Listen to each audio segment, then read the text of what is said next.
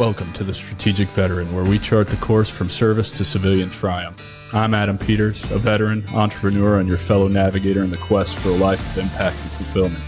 My mission is simple: to empower you with the tools and stories that turn challenge into opportunity. Having walked the path from active duty to where I stand now, I understand the search for purpose that comes with hanging up the uniform. It's a path I've walked, with its trials, its tribulations, and its victories, and it's a journey we're on together. This podcast is more than just conversation. It's a beacon for those seeking to redefine our missions through entrepreneurship. It's about igniting the entrepreneurial spirit that lives within us, the spirit that compels us to create, lead, and make our mark on the world. Here we connect with veterans who have built businesses, sparked change, and found their purpose in the marketplace of ideas. They're not just surviving, they're thriving. They've transformed their service into startups, their experiences into enterprises, and they're proof that you can too. So whether you're scribbling business plans on napkins or stepping into the arena of innovation, remember, you're not alone. You're in good company.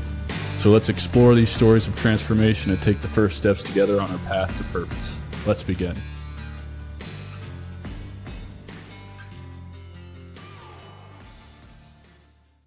Hello, everyone, and welcome back to the Strategic Veteran. I'm your host, Adam Peters, and today we have the honor of speaking with Ron Nussbaum, a former U.S. Marine and dynamic entrepreneur, I'll have to edit that, but who has made significant strides in the construction industry. Ron served for 3.5 years in the Marine Corps, where he was stationed at Camp Lejeune with 22 Golf Company and completed a tour in Iraq in 2008, which we were just talking about, and happened to be in the same place at the same time.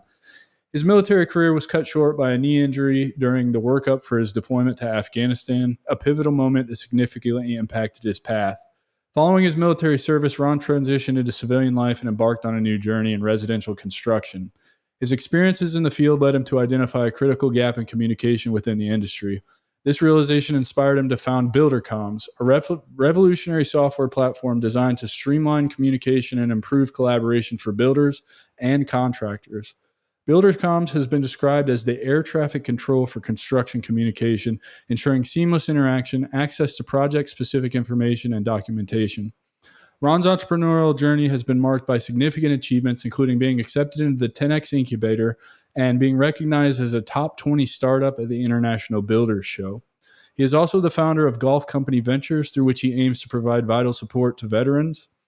Ron's story is one of resilience, innovation, and a relentless pursuit of improvement. His core values of faith in God, family, and the American dream drive his actions and decisions. He believes in taking action, controlling one's challenges, and committing to change. His message to veterans and others transitioning out of the military is powerful. Our service should not be the reason why not. It should always be the reason why. Join us as we delve into Ron's journey from his military service to his entrepreneurial successes and explore the lessons and insights he's gained along the way. So let's dive in and warmly welcome Ron Nussbaum, a true embodiment of what it means to be a strategic veteran. Ron, welcome to the show, man. Thank you so much for being here, brother. Hey, man, it's great to be here, and I'm excited, and thank you for having me. Yeah, man. No, thank you for giving up your valuable, busy time and your schedule to be here and entertain a guy like me, man, who's just curious and likes to have conversation and put those on the internet for veterans to see, consume, get value out of. I'm really, truly grateful for that for you, man. So let's get started, dude. Talk about where you grew up, what your childhood was like, and what inspired you to join the Marine Corps. Yeah, so I grew up in Akron, Ohio. I had, I would say, a very great childhood. I mean, I grew up around, my parents built the Amway business. I always had the entrepreneur thing happening, as well as working for a company. And it was a great life. I mean, it was. I feel like it was. But, we all go down all roads or whatever. And I decided, I thought I wanted to party and have a good time. That's what I was doing before I went to the Marine Corps. So if there's any, I got out of high school, decided we're going to have a good time for a little bit. And I went into the Marine Corps when I was, just about 22. Yeah, right around there. Would have been sooner. So I got a tattoo on my neck. When I was having a good time, thought I was living life. And I decided that I wanted to be a Marine. I didn't decide I wanted to be a Marine. So if you ask my mom, when I was about 5 years old, a Marine came to our church and walked in with his dress blues on, and she said, all I wanted to do was get my picture with him. She says that's the day the decision was made that I was going to be a Marine. It just took me some time to come to truce with that. For me, what it came down to was I wanted to know if I had it, if I had what it took. Like, not everybody can go do this, and I wanted to know if I could. I wanted to check that box and go kick ass. That's so important, because the more of these conversations I have with veterans, that seems to be really the case, right? Like at its core, it's really, do I have what it takes to do this? And I don't know. I thought basic training was easy. I was a little disappointed. So obviously, I had what it takes, but also, like, there is that element, right? Like, you don't know, and you're not going to know what that's like until you go through it. But, I find talking to veterans, like, that is a big commonality we all have, is like, do I have what it takes? I want to challenge myself. And there's no better way to challenge myself than to see if I have what it takes. Well, yeah. I mean, think about when we were signing up, like, we were at war.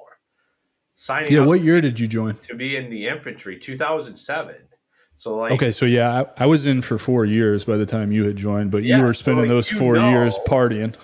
Yeah, so, like, like, what you're signing up for. So it's either like you want to check that box and go do that, or you're mentally insane. Like, and maybe there's a fine gap in between those two.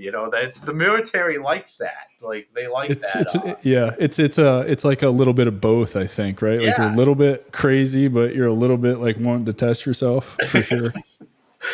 But so I'm sitting at the recruiter's office with my dad, and I go to take a piss or something. And the recruiter, the sergeant major there, whatever he was, told my dad, "I'll never be a Marine." And he said, "Well, why is that?" And he's like, "Because that tattoo on the side of his neck.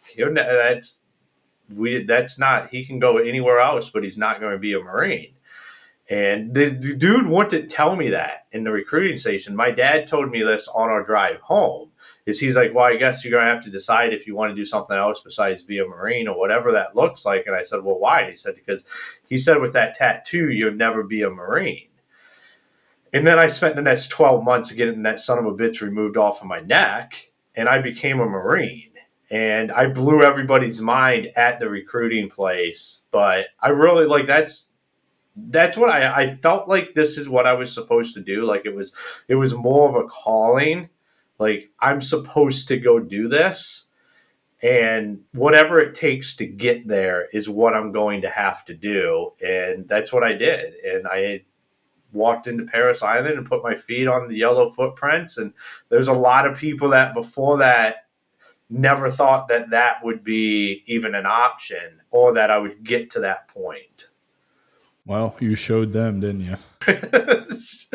I guess that's one way to put that. That's incredible, because I joined in 2002, spent a year on delayed entry, and very much similar. I got my first tattoo when I was 16, and then I had some trouble at home, between, my dad and my ex stepmom at the time, which really kind of threw my life, just out of whack or whatever. But I'd already signed this contract, and I ended up with another tattoo on my forearm, and my recruiters were pissed, right? Like, cause they already had to get the one waiver for the tattoo that I had on my back that's not showing. And then I go get another tattoo on my forearm, and they're like, "What the fuck are you doing?" Right? Like, you can't do this. And I just think it's funny, because, like, look at me now, you know what I mean? Like, and this is very much how I looked at my career. I had full sleeves, like, probably 5 years in. It's like, with the GWAT, they just kind of, I'm surprised so late, coming in 2007, because the Army had already changed its tattoo policy right then, because they're gearing up for the surge. And, they just needed warm bodies that could go honestly fight and die, get blown up. Right. So I'm surprised you had that challenge. But, well, the Army offered me 40,000 and you turned it down because you wanted to be a Marine. I wanted to be a Marine. I'm just one of them. I mean, I'm a crayon eating jawhead at heart, I guess, because the Army was more than willing to take me, no tattoo remover, and they would pay me a bonus. I chose tattoo removal and no bonus, no money to go be a Marine. All because you saw that man in I uniform when guess. you I were a don't know. kid. There was just That's something about, if you're going to go do, I just like, to me, that was the epicenter of elite and like the hardest way to possibly go.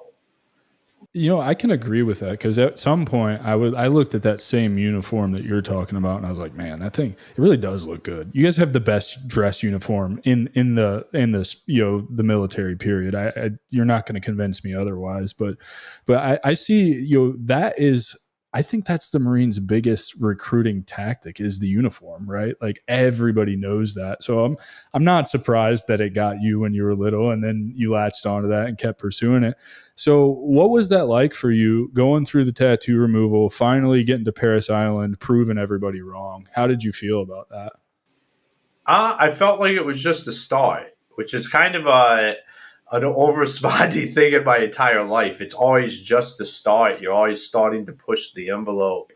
I was starting to get, I felt like I was where I was supposed to be. So for one of the first times in my life, I was like, this is what I'm supposed to be doing. And I felt like I was at the right place.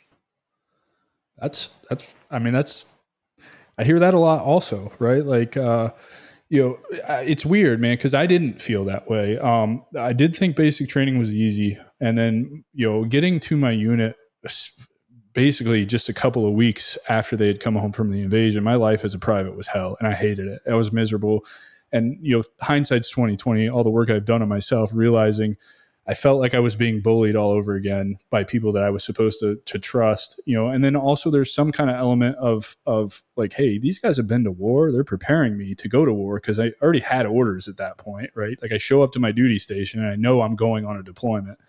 It's weird, that dynamic, but what did you learn at Paris Island about yourself? Did you really have to dig deep to get through it? Or, did you find that it was maybe a little bit easier than you expected and you're like, okay, I do have what it takes? I was on the heavier side of what like my weight should be. When I got to Paris Island,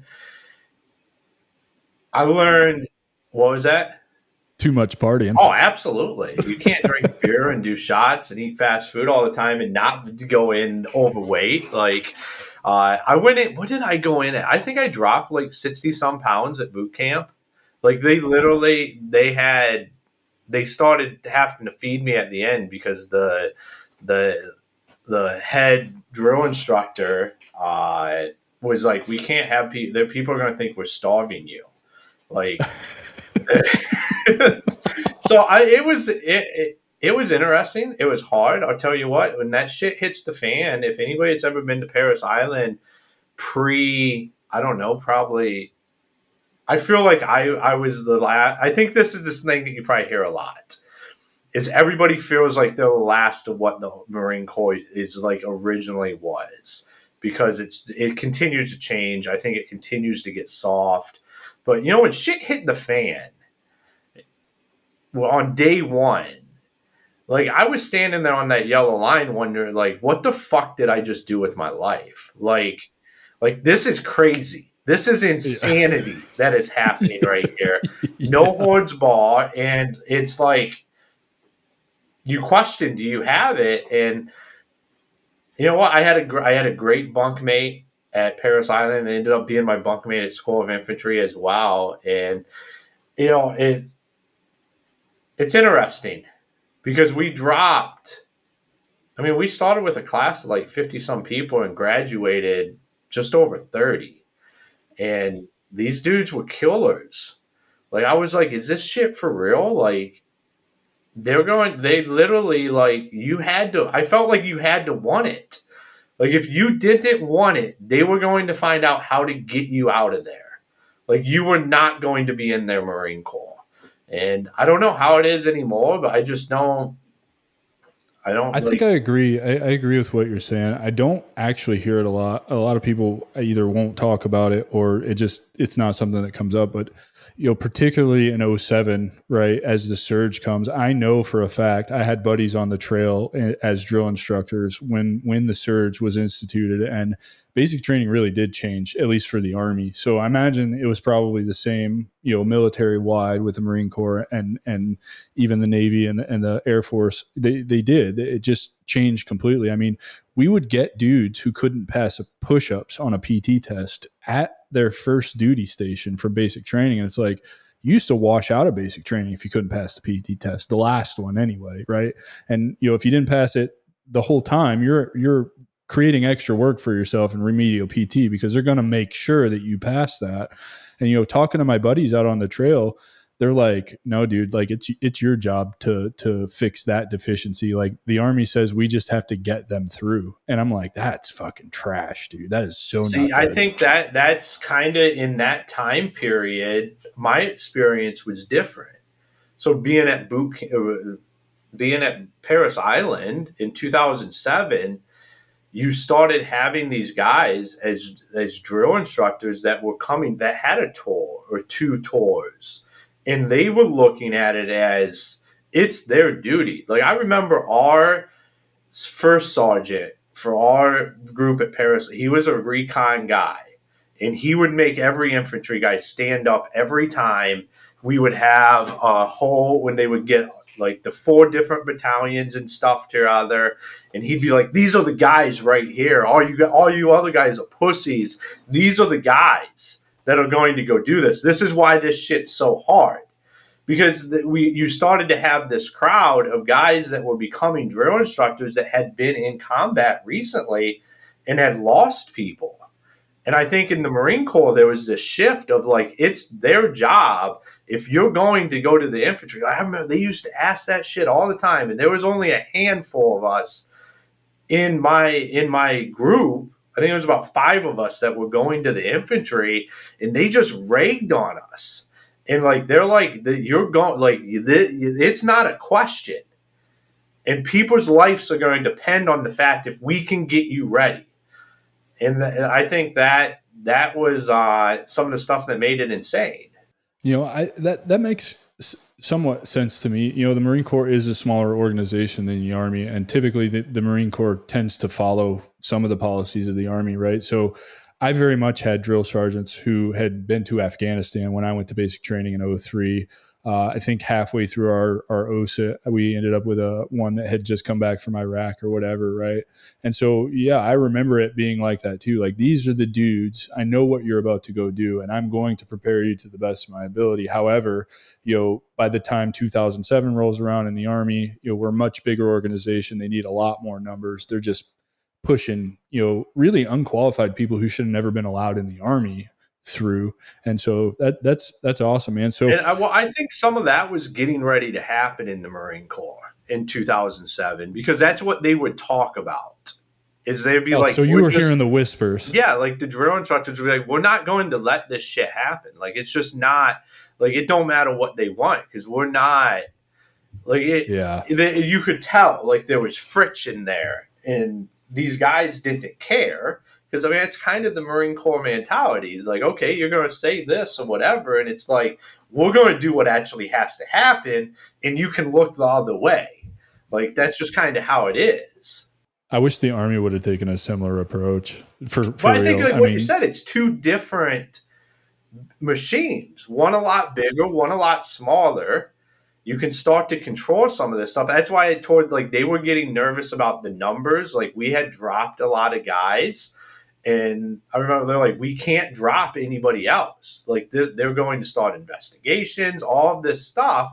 But the whole time through was, we're not letting anybody into the Marine Corps that cannot just be a Marine. Like, it's just not happening. Yeah, and you and I agree with that, right? Like, because we know we've been there, And so you get done with Paris Island and you're a Marine. You get through the crucible, get your globe and anchor. How do you feel? You feel pretty good about yourself? I felt amazing. I felt receiving my globe and my Eagle globe and anchor was, one of the proudest days of my life. I had just done something very, very few people will ever even think about doing, let alone have the balls to go do. I had a staff sergeant gave it to me that literally rode my ass from day one till the last day. Actually called me Fat Bomb. Like that was my nickname at Paris Island, was Fat Bomb. And he would come running in there every day. Where is Fat Bomb? We got to get together. We got a meeting. And like, but he just did what needed to happen to turn me into the Marine, because he would do all that, but he'd always tell me, you have more heart and more desire than anybody I've ever met to do this. So, like, So I bet that was a really cool feeling when he presented you with your EGA. Yeah, no, it was, because it was like he was the one. He had such an impact on getting me through Paris Island, and a huge impact on the hell that it was on me, because he just latched onto me. Like something clicked in his head that I was going to be his guy, that he was just going to ride to death. And I went for that ride, and I wouldn't trade it for anything. Yeah, I have a kind of a similar story.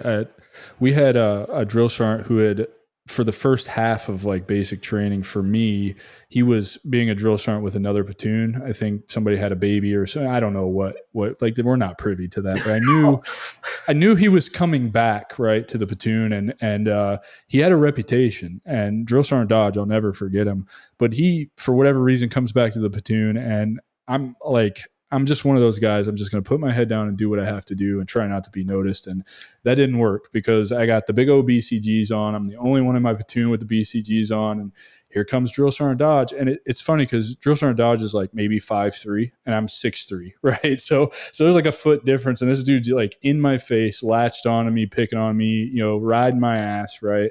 But similar story, we get done with our 12-mile road march field problem, get our cross rifles on Honor Hill. And it was the most significant feeling I'd ever felt at that point when Drill Sergeant Dodge puts my cross rifles on my chest. You know what I'm saying? And like, I absolutely relate to what you're saying, because I don't know, for somebody to believe in you, right, and then ride your ass that hard, and you don't really understand it, but then you get to the end of it, right, and then they're giving you something that you want so bad, and it just means more, I think. Mm-hmm. Absolutely. So what happens? You get done with Paris Island, and now where are you going? First of all, I guess, how did you decide on infantry? Was that chosen for you through the Marine Corps, or you just knew, I'm going to go be a grunt, that's it? Yeah, like that was it. Like there was no other choices. I wanted to go infantry into special forces, and that kind of like what that, through recon into MARSOC and stuff in the Marine Corps. So I went in and I said, what do I need to score on this ASVAB in order to be able to do this as my trajectory? And I went in, scored what I needed to score. And then they were like, well, you should go do all this other stuff. Like you have the option. I said, no, like, I'm going to go into infantry, and this is going to be my trade. They thought I was crazy anyhow. Like for one, I got because you go through this tattoo removal. Yeah, and then here I am, like I'm going to be a grunt, and they're like, "That? Why would you want to go do that?" And I'm like, "Because that's what I want to do. Like if I'm going to go be a Marine, why would I go drive a truck? Nothing against the people that drive the trucks, but like." Why? It's just not who you are. Yeah, that's like not what you I want to go, and I want to go be in the misery, and I want to be able to say, I am one of the baddest dudes here. And you did it. Yeah. And so you go from Paris Island. Head. Yeah, right. Yeah, they're not going to accept anything less, from you. So you go from Paris Island to Camp Lejeune, correct? Oh, School of Infantry, which is Camp Geiger. Yeah, Camp Geiger. Here in North Carolina, it's only about 20 minutes from Camp Lejeune. But so you go into School of Infantry and spend 12 weeks there after boot camp. Was that fun? No, absolutely not. I mean, does anybody want to hang out with a bunch of sergeants and corporals that have like 3 or 4 combat deployments, and they're teaching you to go to your unit? Like. Yeah, I figured that was going to be the answer. Fun. How did you? I mean, that wasn't even. I say, yeah, it was fun, but it was misery. It was insane. It was insanity. Like you go to School of Infantry, and how it was back then. was, like I said, you have these corporals and these sergeants that just re-enlisted now. Like, they spent their first 4 years of their career deployed to Iraq or Afghanistan, decided they're re-enlisting, they're picking up corporal or sergeant, and they're becoming a School of Infantry instructor, and they're like 22, 23 years old, hot off a few deployments, in charge With of like power, with training power. 30 people. Yeah. Yeah. No, I can imagine. So how did you like it when you got to Camp Lejeune? Where you go through basic training. I don't know how long your basic training is. 3 months. 3 months of basic training and then 12 weeks of School of Infantry. That's actually more than we get in OSIT with the Army. It's 16 weeks, or was when I went through all the way through 16 weeks. So 4 months total. And then you go straight to your first unit. So you're getting to your first unit. You've got a little taste because the School of Infantry is showing you like, hey, these are deployed, sergeants and corporals. You guys do 6-month deployments? 7. 7 months. Okay. Yeah. Because it gets confusing. Like I talk about my 4 deployments equaling like almost 5 years of combat time. And then you guys' 4 deployments is only like a year and a half, right? Mm-hmm. Or 2 years. Yeah. So you get to Camp Lejeune. Did you know you're deploying at this point? Like you had to have known. Yeah, I mean, it's we knew where we were 2007. going in the order, like you said, like you show up in the order, like you're deploying, especially because when we showed up to our unit, they had just come back from a MU, so we knew we were going to Iraq or Afghanistan. Like it wasn't going. There was no whatevering. So, but we. And so, what does training look like for you when you get there? Because I imagine how long are you at your unit before you deploy? So, I mean, it's 6-7 months workup, 7-month deployment. Like that's the cycle in the Marine Corps. So you're here. Like they always say, like for 7 months, all they're trying to do is keep you out of jail, alive, just long enough to deploy again. Like that's all. That's like their whole job. We spent a lot of time in the field. Yeah, yeah. Well, and particularly in your case, that's probably good because your deployment to Iraq way out west, we'll just leave it at that, was not great, was it? I mean, so as deployments go, there was a lot that were a lot worse and probably a lot that were a lot better. That's how I always like to put it. Because I think like when we talk about everybody's story, like that's just what it should be. Like you should be your story. Yeah, absolutely. Somebody like I don't have nearly the amount of combat that you've ever seen. I don't like that's just what it is. Like what I signed up for and what it ended up being are two different things. Like we sat out at a base and dealt with a bunch of bullshit for 7 months and came back. And that was your deployment. Yeah, right? Like that was it. Like so yeah, I would say, I know people had a lot better deployments. I know people that, never left the wire. So that's a lot better deployment. And we all know people that have died, like lost their life. And I think too often we try to rationalize our deployments and all like what the experiences were into who we are. And that's some of the case, but it's not all of the case. Yeah, you got to eventually let go of that and understand that that's not who you are. It's just a part of what you've done or an experience that you've had, or, maybe it was your identity. But, for me, for a long time, right, being deployed every other year for 12, 17, 12, 9, right, that very much became comfortable for me. Like I wanted that. That was an easier life for me because the rules are pretty cut and dry when you're over there, right? And the rules are very garbled and gray area when you're in civilian life, right? Or just back in the rear in general. And so, I love that you're speaking to stop rationalizing your experience, or my favorite, don't compare your experience to others. Just see your experience for what it was and try and learn lessons from it, right? That's what you're saying? Yeah, no, absolutely. Because how I would have wanted my experience to be would have been, and so this is like just open, honest conversation that we're having here, is like going in, deploying to Iraq. as a Marine Corps infantry guy, you just plan that all it's going to be is you're just going to be gunfighting all the time, 24/7. Like and that wasn't my experience at all. You know, we were transitioning this stuff over to the Iraqi police. We were out in the middle of nowhere by ourselves. And that just wasn't the environment we were in. And you know, it took me a long time to have to deal with that, to even be able to have this conversation, because that's not the experience that I signed up for or wanted, but that's the experience I had.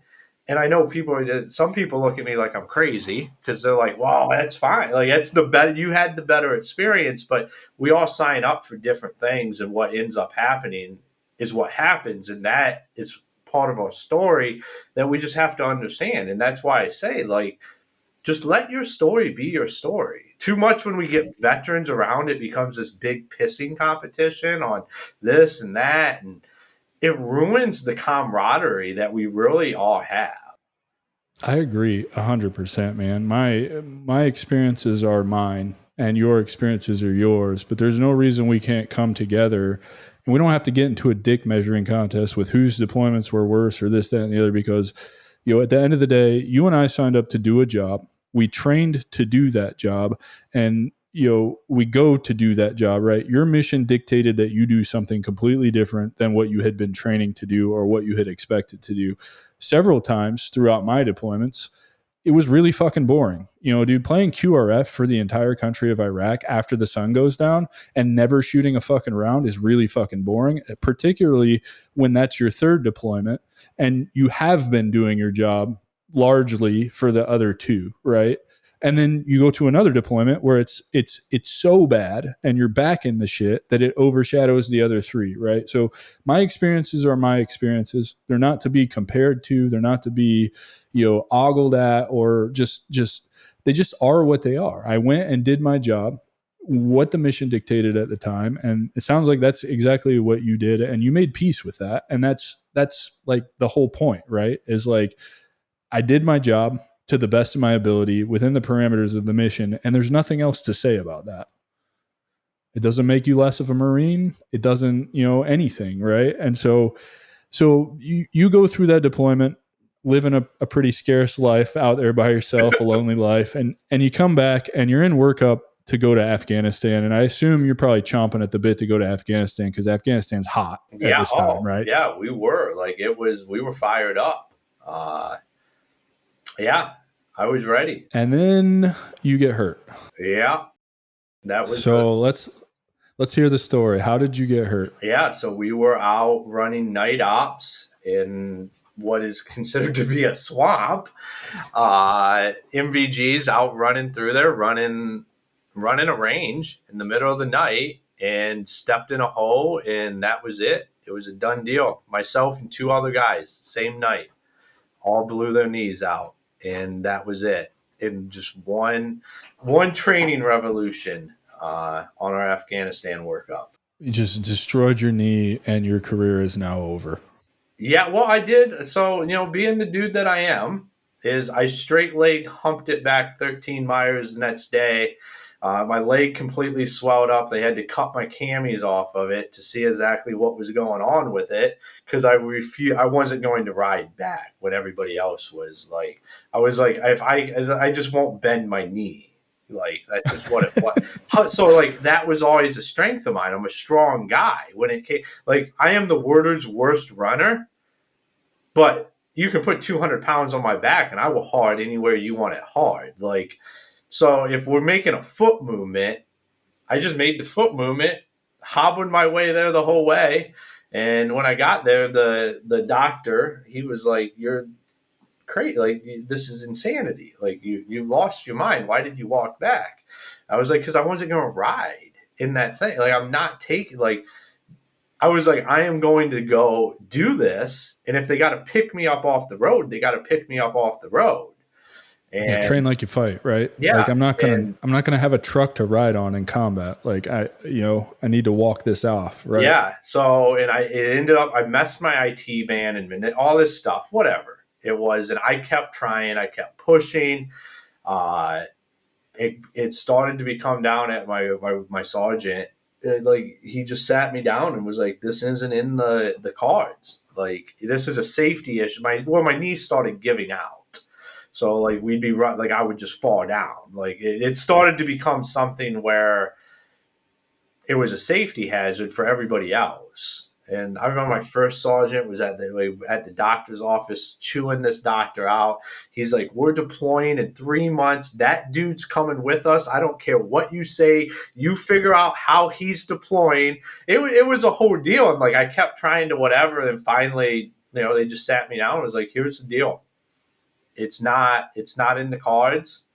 And the Marine Corps wasn't in the cards at that point in time because I didn't want to just sit at a desk. And like that was my options, was like you can try to go transfer over and do something else where you're at a desk all the time. And I just couldn't I couldn't be this. You couldn't fathom doing that. I couldn't fathom being this washed up grunt. Like in my mind, it couldn't hack it. Like, and I'm going to stick around here. Like, that to me was like the Marine Corps was like they were done with me and that was it. And I had to watch everybody leave and go to Afghanistan and wait. And then I was there when they all came back. And I got out like 2 weeks after they came back. And so how is this affecting you internally, mentally? You're no longer able, because just because our bodies give out, right? Like mine did too at 12 and a half years, and I struggled with this through my transition. You are much younger in your career, right? You were an E3. So you really have one deployment. Like you've got a whole career ahead of you. And now your knee is completely fucked and you can't be a Marine anymore. But in typical military fashion, of course, you hang around for a long time and you watch your brothers and sisters leave. And then, for you, especially because you're shorter deployments, you're watching your brothers and sisters come home from this deployment that you should have been on. How is that affecting you and how are you taking that?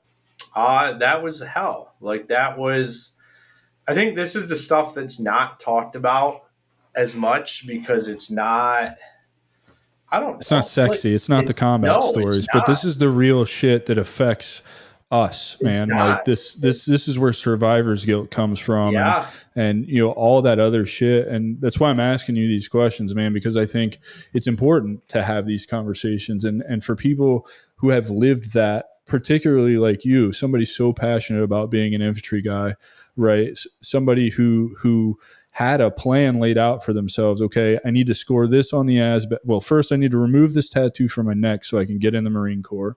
I got to score this on the ASVAB so I can be a MARSOC Raider, right? And then I get to my unit and that's what I'm working towards. And because I step in a hole in a swamp, it's fucking over, right? Yeah. And nobody really understands what that mental toll is on someone, particularly when your brothers and sisters are deploying and coming back and deploying and coming back while you're just sitting here basically with no purpose, no mission, no nothing. Yeah, you're in purgatory waiting for, you can't leave, you can't go. Like the survivor's guilt, see, that's something that it took me a lot of years to realize, like why I feel the way I feel. A lot of time, like you get,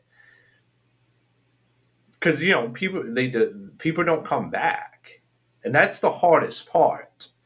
Like people didn't come back that,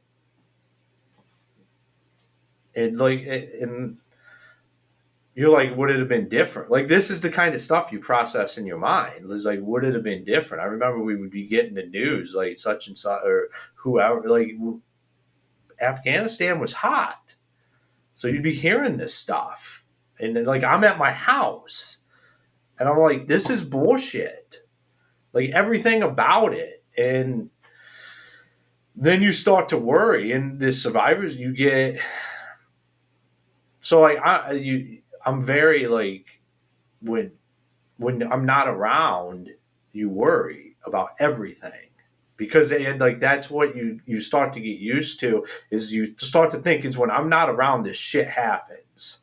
So then you take that into your personal life. You have the survivor's guilt that that it should have been you. And then you have the fact that anytime your wife goes and does something, or anytime, say, your sister, whoever, every time that phone rings, you think it's bad news. You build all this up, and it all starts to become in our minds. And like, I think, like you said, like, this isn't the sexy stuff, but this is the reality of what Well, this is the real happens. stuff. And I think even more than that, you start latching on to, like you said, like you're seeing it on the news, your phone's ringing, you're hearing it, via the unit or whatever, coming back from the rear D channels and all that. And maybe not even it should have been me, right, in that situation, but what difference could I have made? I know I could have made a difference, right? Particularly if it's somebody very close to you, somebody you would have been in the same squad or platoon with, somebody that you had a relationship with. I absolutely understand what you're saying. It's really like, I know if I would have been there, that dude would still be alive, right? Even though you don't know that, like you can't know well, we that, tell right? Because ourselves these stories. Like, it's what happened. It's like we create these narratives where, I don't know. So if you become a grunt in the Marine Corps, when we're at a couple different wars, like, you figure it's going to be shitty, and what's that survivor rate and stuff look like for yourself. So you've looked at all this stuff head on. Like, you have an understanding of it, and then you're pulled out of that environment and asked to sit on the sidelines. You never looked at it from that perspective. Like, you never meant, like, you had all this training, all this stuff, all the mindset around that, willing to go do that. And then you moved out of that, but that continues to happen without you. And it's all these people that you have built amazing relationships with, and their entire life changes as well when they go. So like, it starts to create this fragmented in the relationship there, uh, just out of the fact, like, it's a different situation than what you ever really hear people talk about. yeah, and so this is all going on in your head, right? On top of the fact your career is over, right? You're watching brothers and sisters deploy, knowing you should be on that deployment. That's kicking around in your head, but I imagine you don't really have a plan either getting out, do you? Because you haven't had time to even like you're very new to the Marine Corps. I don't mean that disrespectfully, but like you're very early in your career, your first enlistment. I don't know how many years you signed up for, and it doesn't matter because you still had some time. Like, your future was laid out for you going to Afghanistan. Nowhere in your future did it say I'm going to blow out my knee and not be a Marine anymore, right? Like, that, yeah, is a real possibility. Usually, around the 10-year mark, I would say that's pretty common, particularly with the op tempo of the military at the time. I had 3 deployments by my 10-year mark, and my body was failing.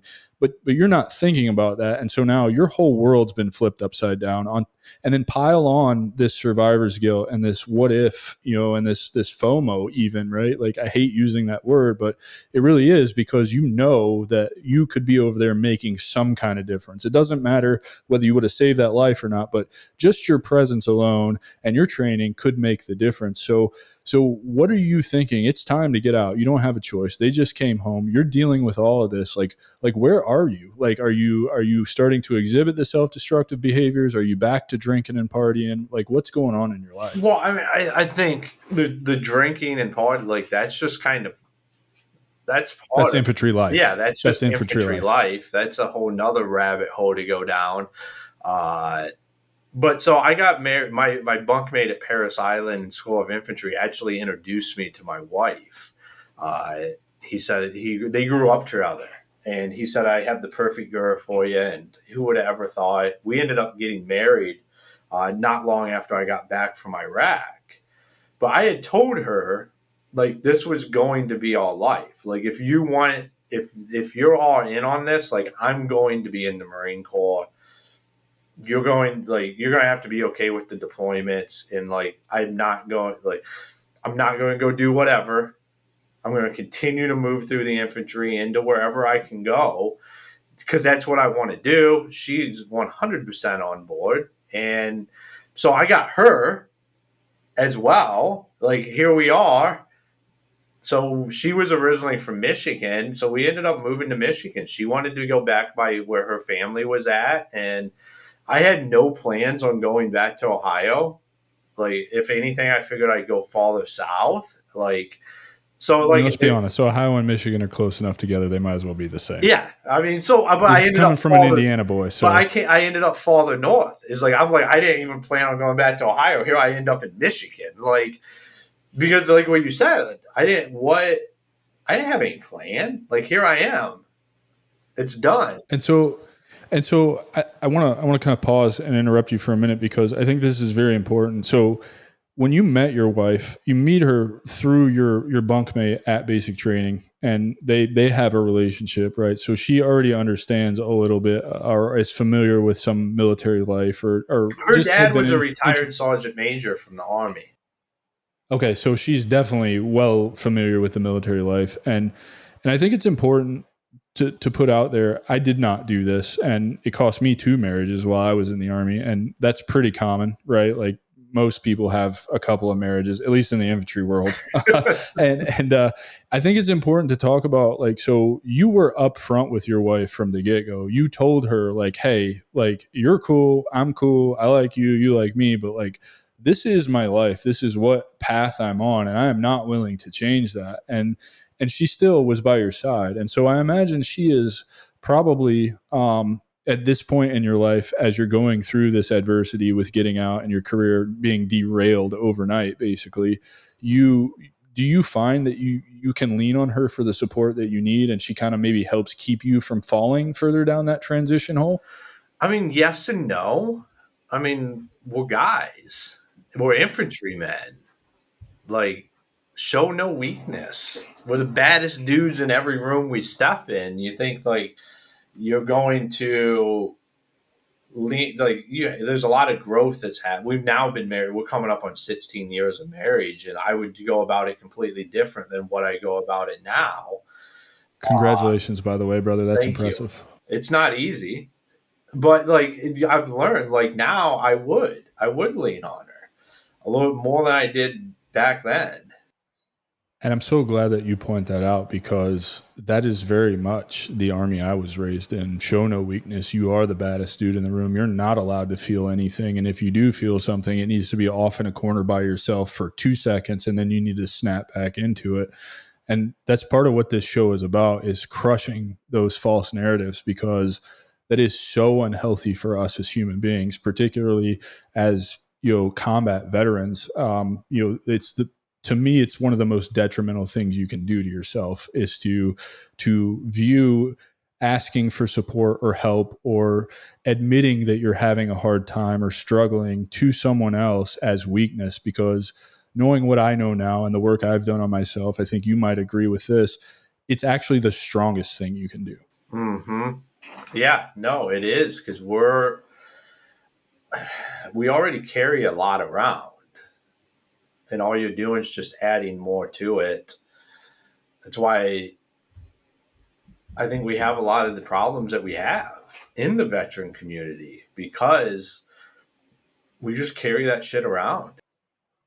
Yeah, because no one's willing to walk up to you on any given day while you're in and say, hey, Nussbaum, man, like, dude, I'm fucking struggling, dude. Like, I can't make heads or tails of this, right? Like, you don't do that while you're in, because you're afraid, I think, and because it's been beaten into you that you're not allowed to feel that way, right? Like, nobody encourages you to talk about the things that are eating you alive from the inside. Would you agree with that? 100%.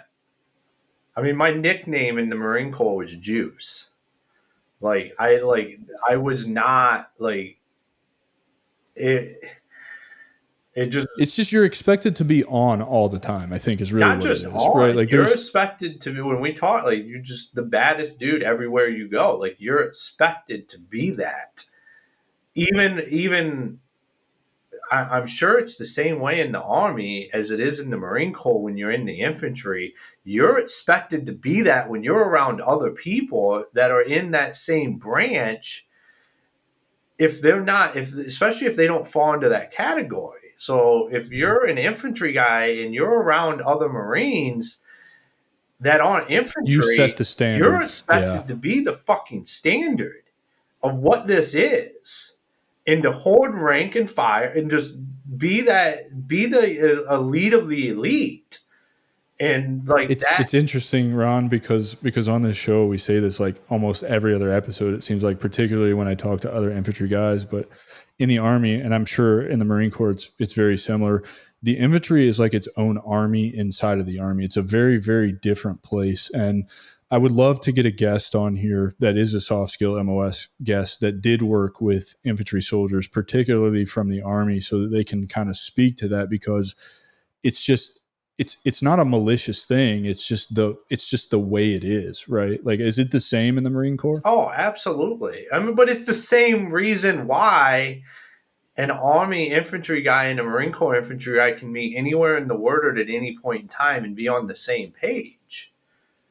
Right. Like that's just Yeah, kind of, I agree it's with a that. different word in the branches, but like that word is its own. Like it's just what it is. Yeah, I love it, man. It's so fun to get to talk to other infantry guys and just see that I wasn't seeing it in a different context. I was seeing it for what it actually was. Because I think sometimes, we don't always take that step back to try and see other people's perspectives, but just hearing other infantry guys talk about the infantry the same way I felt about it is enough for me to like be like, okay, I wasn't all way off base. So you're out. You're in Michigan. It's cold as fuck. I imagine that's not doing you any favors for your knees. How are you handling the transition? Are you still pretty fucked up in the head and still trying to muddle your way through it? Or, at what point did you really like start to realize you had to start your healing journey, if you will? Well, I was lost. Like that's how we all are. What do you plan on doing 4 years and getting out, or you plan on doing 20 and you get out after 25, or your career is cut short? When we get out, we're lost because it's a completely different word out there. Like it's just the word is, it's just a completely different word. And we just end up lost. Like I didn't know what I wanted to do. Like I kind of hopped around, did a couple of different things, and I was trying to figure out who was I. Yeah, that's the big one, right? But that's hard when all we're doing is drinking. Like well, and now you're not just drinking with your battle buddies, to blow off steam at the end of a training cycle or a deployment. You're drinking to self-medicate and escape all of those thoughts and that pain, man, because it really is. It's not just a mental pain, it's a physical pain. You feel that pain. And for me, very much similar to you, I quit drinking while I was still in that limbo phase of the med board. But for me, it was the only comfort I found was at the bottom of a bottle, and there was a lot of empty bottles. You know what I'm saying? And I was killing myself. I was literally killing myself. When my own father looked at me and was like, "Dude, you're killing yourself. Please stop drinking." And I didn't. I knew I had a problem, and so you're using alcohol in a different aspect now, right? Like I think it's a lot easier. I'm not saying it's good because alcohol is still poison, but when you're doing it with your Marine buddies, after work or after a training event or after a deployment to blow off steam, kind of the joke, going on 8-mile runs on Monday morning, hungover, everybody smelling liquor coming out of their pores, right? Like that's very, very commonplace in any infantry unit I've ever been in. I'm sure for you as well, and every other infantry guy on the planet. And really, I think just military wide, that's a pretty common thing. Probably definitely more prevalent in the infantry, ranks, but you're doing that while you're out. You're drinking a bunch, you're not getting clarity, you're bouncing around. I imagine part of why I started this is because eventually I would like this to be a pathway that is required for veterans to go through, because I feel like we fall short on our transition out process from the military in general, right? Back when I got out, it was called ACAP, It was literally go write a resume, use your GI Bill, get a degree, find a good job, see you later, right? And that's largely the experience of just about everybody I've had on this show, if not everybody I've had on this show. I have no reason to believe that your out processing was any different.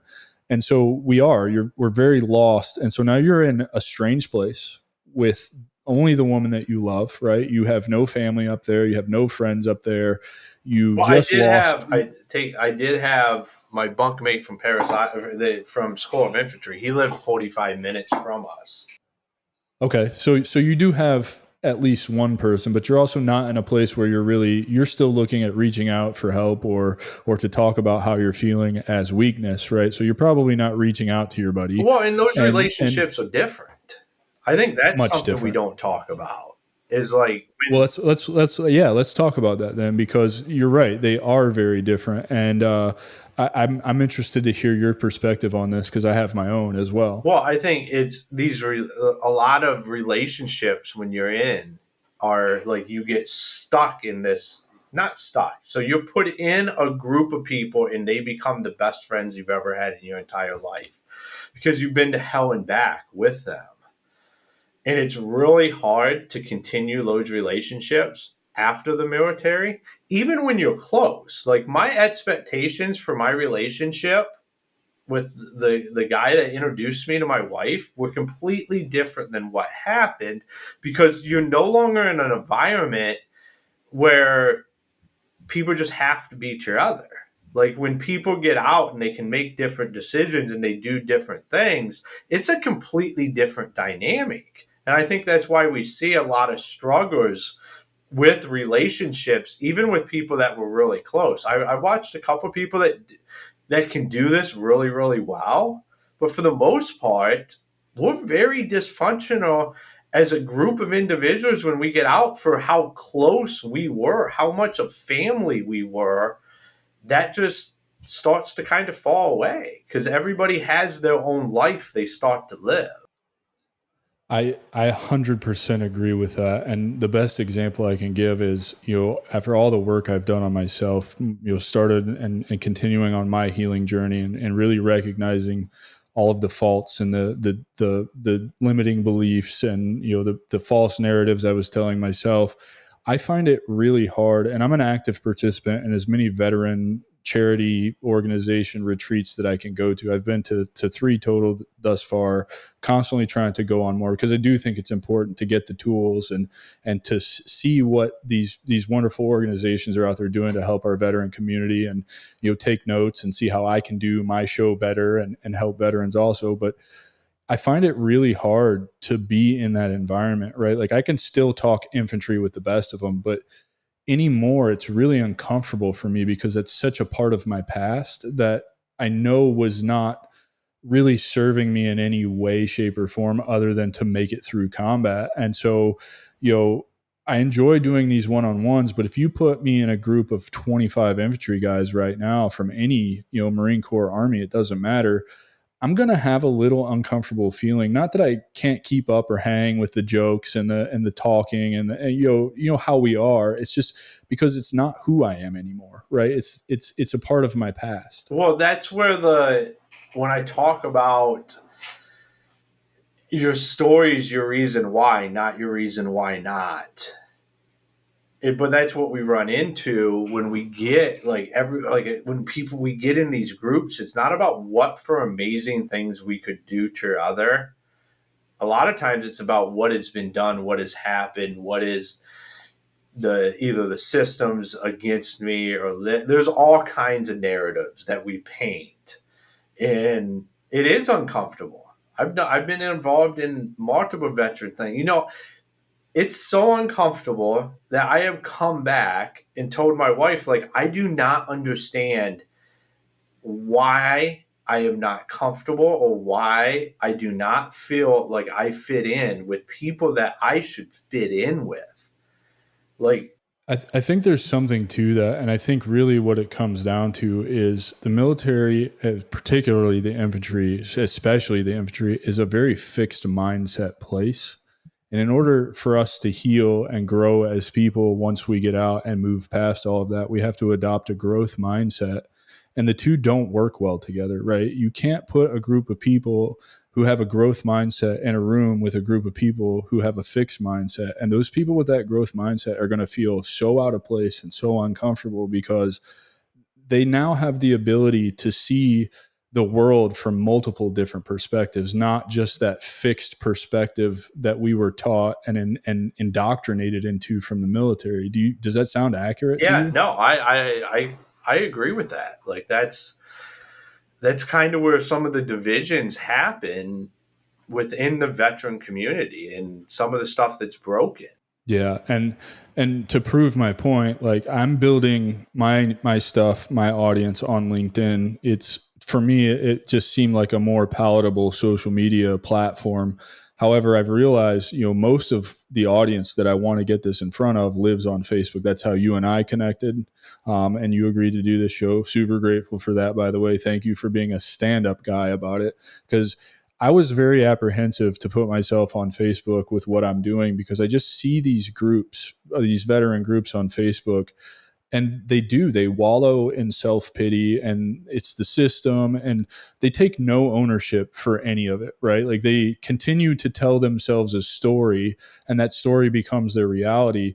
And I think largely that's why I started this show, is to show you that you have to change yourself. And then once you've changed yourself, there is a path back to purpose that you can follow and feel great about yourself and help others and do good in the world, and just not be in these toxic cesspools of groups on Facebook where everybody's just pity me, pity me. I hate that shit, man. And I'm sorry if that offends the audience or anybody that's a loyal listener or whatever, but I promised everybody here I was going to be my authentic self. And that's truly how I feel about it, because it is not doing any favors for our community whatsoever. It's harming the community, and I'm here to change that. I think you're here to change that, right? Yeah, no, I agree 100% with that, and it's going to piss a lot of people off, and that's fine in my mind, because I think that's something we have to change.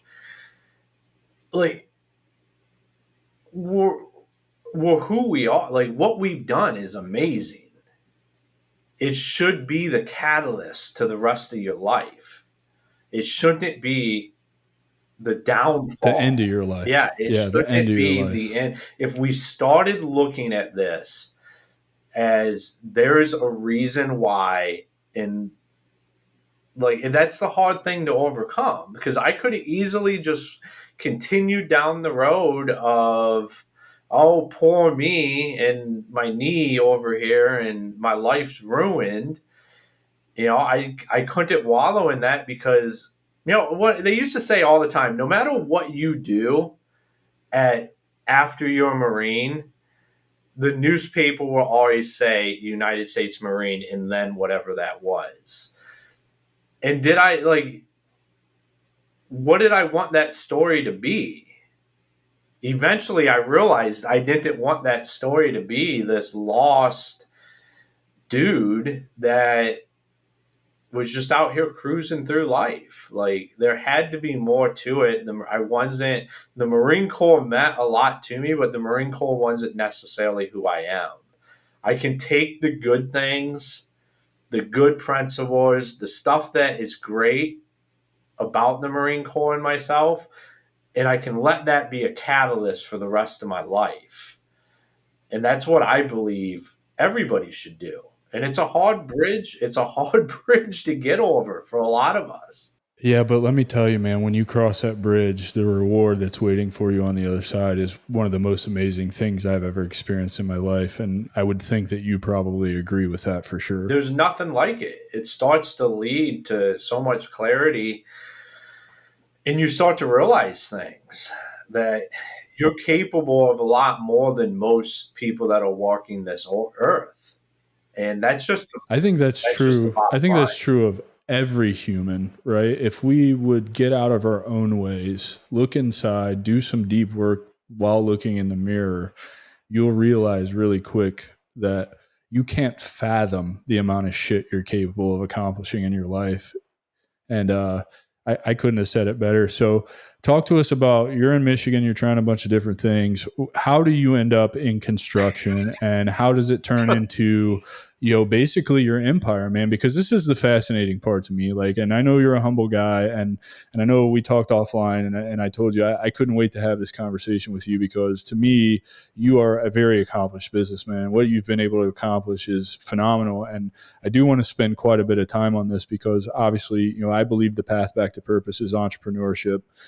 You clearly agreed, because you wanted to come on the show, because you see my vision and my mission and where I'm headed. And so talk to us about getting to Michigan, not really having anybody, being in your own way, and then getting into construction, leading up to the founding of Buildercoms. Yeah, so I'm a big component for veterans going into construction, and this is why.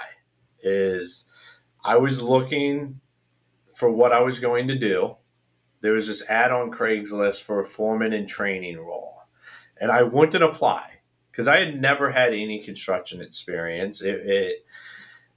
I had no thought of why I would want to go do that, but something drawed me to it. And finally, one day I was looking in the mirror and I was like, damn it, Ron, if you want to go work in construction, you were a United States Marine. You can go work in construction. Like, go be a foreman. So I applied for the job. I ended up getting it because the guy was an Army guy, loved Marines. Everybody else he was hiring had construction management degrees. Here's Ron, managed to get a high school diploma and a tour to Iraq, and I'm on the team. Yeah. That's awesome, right? Yeah, but a deployment will get you far. Yeah. It's a good resume builder. Will. It'll open up doors that I think people don't. I think people don't utilize it in the way they could to open up doors. Because, like I said, the people utilize it in a negative way instead of utilizing it in a positive way, and it will. Well, and I want to talk about this for a minute, because I think this is important. You're an advocate for veterans getting into construction, and when I was getting out at 12 and a half, 13 years, for me, my body was too broken. I knew manual labor wasn't an option for me, but you're also presenting this as like, you are applying to be a foreman, which essentially manages people, right? You're just being a leader. And so talk about those options that are out there for veterans, because I think oftentimes people, I know I did, I shied away from construction, steel work, stuff like that, because I felt like, getting out as an E6 with 13 years in the Army, first of all, I didn't really want to start at the bottom all over again. And I know, going into the corporate world, obviously you're going to have to start from the bottom, but that's not always the case. And I think in the trade skills, particularly, that's not always the case, because part of what we talk about at length on this show is the high leverage skills that you develop in the military: leadership, discipline, resilience, problem solving, adaptability.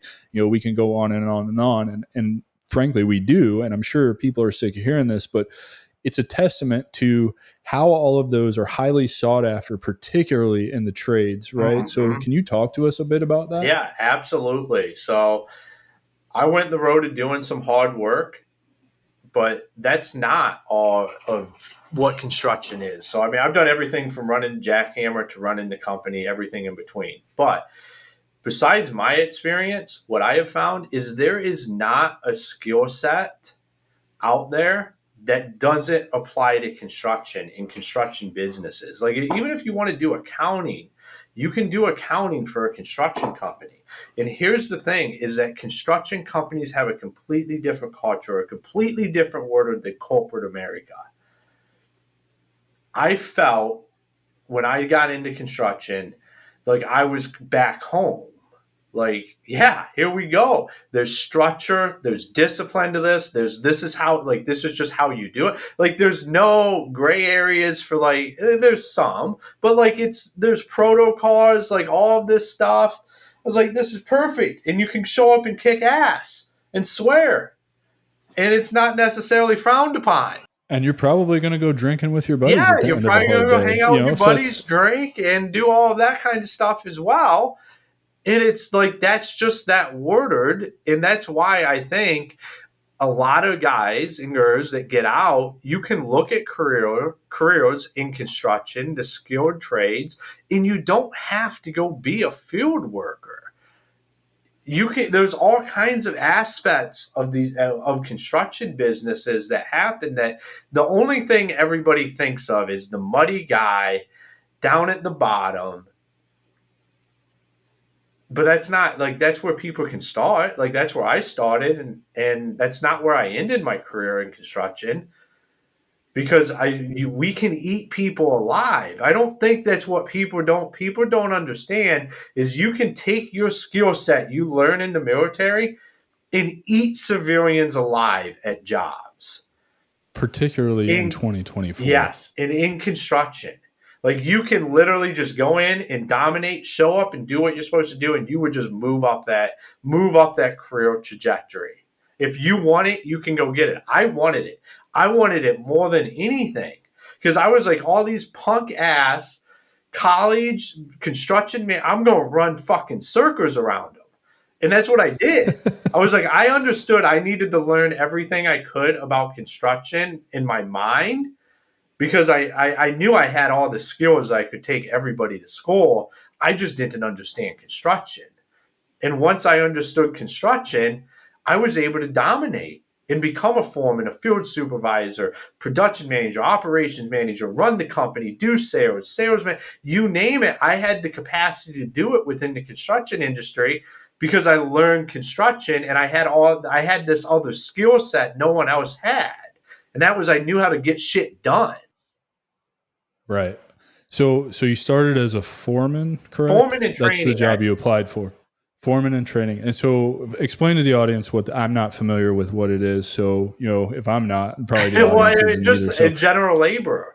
A fancy way to say general labor. But within 6 months, I was a foreman, running my own crew, and because the trajectory is there. Right. You just have to excel, right, at the, and I agree with you. It's really not hard to run circles around civilians once you've had any length of time in the military. I mean, even what you were like 3 total years. Yeah. Like basic training essentially is enough. It's a complete, that changes the perspective for like that alone will get you. But then you do any more time, or you do a deployment, and you spend like, that stuff compound. Yeah. And so you're working your way up the ladder. Within 6 months, you're a foreman running your own crew. We're now, obviously you talked earlier, your parents were Amway, right? So you had entrepreneurship and entrepreneurial influences in your life. I was offered to do the Amway thing, right? MLM, right? Like people have success with it. I know I remember seeing Mary Kay all over the place. I remember when Scentsy candles was a thing. So you have these entrepreneurial influences growing up. So at what point on your journey in construction did you realize, okay, there's a problem, I know how to solve it, let me start Buildercoms? So that's obviously it was probably a much different journey than that. But basically that's the gist of it, right? Yeah. Like work in construction, see a problem, solve a problem, build a company. That was fast forward ahead, from showing up day one, fast forward ahead about 10 years of blood, sweat, and tears of entrepreneurship, which I think is a great thing for veterans as well. Like, find a company that you can go help build. I would just say make sure you cover your own ass, because sometimes if it's not on paperwork, it doesn't end up how you think it's going to end up. But it sounds like you learned a painful lesson. I learned a very painful lesson around that. Very. We'll talk about that in a minute. We'll talk about that in a minute. Life-changing lesson around that. But I saw a problem that I had, like I dealt with. Which was what? Communication problem. Actually, here's like, we're on here. We can talk. I getting my ass chewed about stuff that wasn't my fault or I had anything to do with consistently. Because if you're the top of the totem pole, you're the one getting your ass chewed. Shit rolls downhill, man. It roars up as well. So I really looked at like why. Everything I could come up with, it was all communication problems. People weren't on the same page. I had customers talking to sales reps about stuff they needed to be talking to the foreman about, or I had customers talking to the receptionist about stuff they needed to be talking to my scheduler about. And I was like, this shit has to stop. how do we fix this? One night I was laying in bed, it hit me. I was like, if I just had software that worked as air traffic control and got the right people talking to the right people, it would just be amazing.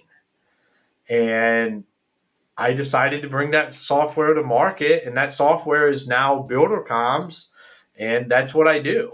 So, I mean, great. You had an idea while you're laying in bed, and then you execute on the idea, but there's a lot of steps between, having the idea laying in bed, solving your own problem, and what you're doing now running Buildercoms. And that's part of what this show is about, because I talk to veterans regularly, and those particularly getting out don't know that entrepreneurship is a way for them, a path forward for them.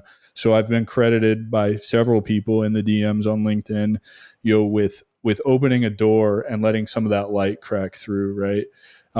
Later this year, we're going to have a guest on who did a 1-hour call with me, and now she is crazy running wild with this master resiliency training idea that she had. And I'm so grateful to have been a part of that, just in a 1-hour phone call, to have inspired her so much to go and do some stuff. And so often I get like, okay, so this is an option, but I don't know where to start. Right. And you probably had no idea where to start, because you're talking about building a software and you're a construction guy. Right. And like me, I'm very interested in SaaS right now, because, SaaS is the new thing right now, particularly micro SaaSes that solve like individual tiny problems. So what year was this that you had this idea roughly? So I would have had the idea in around 2019, right in there. So this is like the breakout of SaaS, right? Software as a service, for those who don't know. Like, so in the last, I'd say 3 or 4 years, SaaS has really become like the it thing to be doing. There's a ton of money in it. If you solve a good enough problem and know how to market it, I mean, it really is life-changing money. But 2019 SaaS there's not a lot of information out there about SaaS, as I can imagine, right? No. And so tell the audience, where did you start? You're like, I just build this software to solve this problem. Take it from there. How do you start? I started by putting together, I call it a haphazard at best PowerPoint presentation on what I thought the software should look like. And I start beating down doors of developers and paying to get me, like, to go get in there to have consulting with people that build software. But like you said, like, we're late 2019 headed into 2020. Like, these guys are flush with people that want to build software. Here I am, I'm just this construction guy with this little piece of software. And so I got like, you're not the right guy to do this. Like, just shelf this and go back to building buildings or whatever the fuck you do. So I was like, no. Okay, so that's an important part to talk about right there, because you've got a lot of naysayers telling you you're not the right guy to do this, yet you don't abandon the project. And so this is a very valid point to be making to the audience, is like, first of all, if you're going to start something, fucking finish it. Like, do not let anybody dictate, within reason, right? Like, I'm sure you did some kind of market research. You're in the industry, so you know this is a viable, like, problem-solving software, right? So really, market research kind of is done for you just by default, because you're in the business, right? So people telling you you're not the right guy to do this, and as a Marine, I know that doesn't sit well with you. That just fuels you even more. You're like, okay, motherfucker, I'm going to show you. Just like you had the tattoo removed from your neck so that you can be a Marine. There's a trend. And so there is a trend, and it's important to call attention to this trend, because this is something that is lacking in our community, as you and I have discussed at length, before we started recording here. And so I do want to spend some time on this, because it is important. A lot of people coming at me telling me that these episodes need to be shorter, and I should not have 2.5, 3 hour conversations with people. And that's a hard line in the sand for me. I don't give a fuck what anybody thinks about that. I'm going to continue to do it the way that I see others who inspire me doing it, right? And I'm going to do it my way, because I see the value and the overwhelming positive feedback I get far outweighs any of the naysayers, right? And so how did you deal with those naysayers? And am I right? Did you just use it as fuel to be like, look, I'm going to show you? Yeah, it just didn't really matter. I just, no is not necessarily something I accept. Like, it's just kind of, okay, whatever. Like, that's like, this is what I'm trying to figure out. And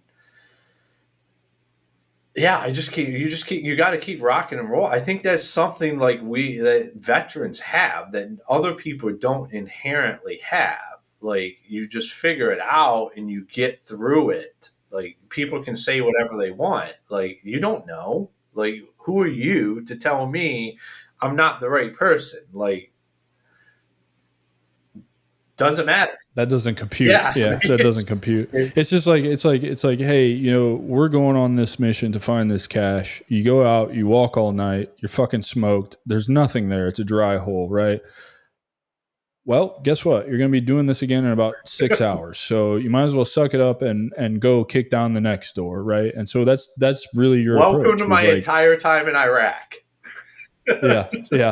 And so that's the approach you're taking with your idea for Buildercoms is you're going to just all these developers probably spending way too much money for these consults.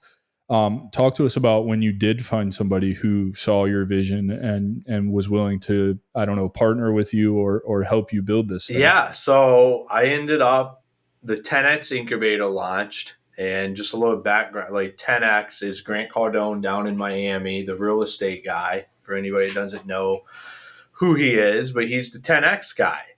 I read his book, The 10X Rule, in 2011 when I got out of the Marine Corps. And it's one of the things I latched onto because he's an intense individual. And he's so intense. What? He's so intense. Yeah. His email list, I was on his list for a while, and man, I had to stop because he'll send 7 or 8 emails a day, every single day, 7 days absolutely. a week. He's relentless. He's relentless. He wants you to either buy his stuff or opt out. Like, that's the option. Like, that's it. And I opted out. So, but I read his book in 2011 and just connected with it. And it was like, I actually told my wife in 2011, one day I'm going to do a deal with Grant Cardone. I don't know what it is, what it looks like, but me and this dude just like could dominate the word. So then I'm trying to figure out how to develop this software. They launched the 10X incubator looking for tech startups. I told my wife, this is it. This is the culmination of all of this. And I apply. And I end up getting accepted. So there's like 26,000 people apply to be in the 10X incubator. I'm one of 100 companies that made it in there, and I'm one of a handful that have actually brought a company to market through the 10X incubator. Through that, I met Jared Yellen from Project 10K. He's my co-founder in this. He looked at me first time we met and said, Ron, you're the guy to do this. Like, let's do this. Let's go build this software. And that was the start of the journey to go do this. So what was the 10X incubator like? Like, was that drinking from a fire hose, being around all these brilliant minds, these business minds? Like, is that a dream? It's almost like a wet dream, right? Yeah. Like so I got to go down and hang out in Miami a couple of different times and go to 10X and do all this stuff that, people spend hundreds of thousands of dollars to get to go do and be involved with that stuff. And it was awesome. I mean, it was a checkbox moment for me because it was something that I felt, a decade earlier I was destined to do. And to me, it was like, it's just part of it. I don't get too excited about any of this stuff really because I just kind of because the journey's not over. It's not right? over, like you're but still it's like doing I just this. kind of expect, I expect us to win. I just expect like that, like the no's, the failures, all the bullshit that comes along with it. I just don't let that faze me because I expect to win. I expect to be that champion, and I expect to get where I'm going. And that's something that veterans should understand is like we should have that mindset because at one point in time, that's how we were. Like we expected to be that person. You can still be that just because you don't put your camis on or whatever anymore. Like, you can still go be that person. Man, that's so good. How did you deal with any of the internal limiting beliefs and the self-sabotage and self-doubt while you were kicking down these doors before you got accepted into the 10X incubator? Well, I mean, I think we all deal with that stuff all the time. I think if you're not if you're not dealing with that stuff, like, you're not pushing the boundaries on who you could possibly be. I deal with stuff all the time. I mean, I had a realization yesterday because a message went off on my phone, and I was like, I had this thought, and I was like, well, why do I always think everybody's just going to leave me? I was like, this is a limit. Like, this is something that's fundamentally wrong with me. I need to fix. So, like, we if you're not processing that stuff, you're not pushing the envelope on. That's the best answer I've heard to that question on this show, because I agree 100%. You are always going to be uncomfortable and dealing with those thoughts. I deal with them, right? And I'm very like forward facing, right? This is going on the internet in front of everybody, right? And that's something I struggle with still. Why do I struggle with it? I'm still asking myself that question and working on why I do that, right? And you're absolutely right. That is the healing journey per se, or the personal growth journey. It's constant. And I agree with you. If you're not feeling that way or dealing with imposter syndrome, self-doubt, limiting beliefs, and reframing those and constantly, making yourself better, then you're not trying hard enough. You're not pushing, like you said, that envelope. Well, and we get through them, and it just kind of we don't ever really think about it, because, like, all of a sudden one day it's fine. Like, one day I can speak, because I have a podcast for the construction, and it was like doing this kind of stuff 2 years ago, zero appetite for it. Like, was not interested. Now I've released 150 episodes of my own podcast, and like, and we're hearing you say that, because that's how I used to be. And at some point in time, I just wasn't that way anymore. And I can't even really put a mark on it, but like, you process it and you work your way through it, and then it's not even a speed bump in your journey once you're through it. But it seems like it's a giant wall when you're facing it head on. And I think for me right now, just in doing this, there's only 4 out while we're recording this. And then every Wednesday yours isn't even going to come out till August right now, because I just have so many in the pipe, which is good. That's a good problem to have, right? Like, that's the way you want to do this. But for me, it's just, I get over a little more each time I do another one of these with another veteran. And I think for me, particularly, the amount of fun that I have doing this and how good I feel about what I'm doing outweighs any of those negative connotations with being forward facing or being all over the internet. And I think that's really what it is for me. So I relate to what you're saying. Like, you put out 150 episodes and you can't even put your finger on when that went away. I'm at, like, I think you're like episode number 18, right? And I think I'm getting to that point where it's like, I enjoy this so much that I don't care about the other feelings. Well, that's what happens. Like, why do we? I understand why, because, like, I'm a United States Marine. I expect to kick ass at everything. But, like, that's not reality when you start. Like, when we showed up at boot camp, we sucked. When I showed up at School of Infantry, I sucked. When I got to the fleet, I sucked. Before I deployed to Iraq, I sucked.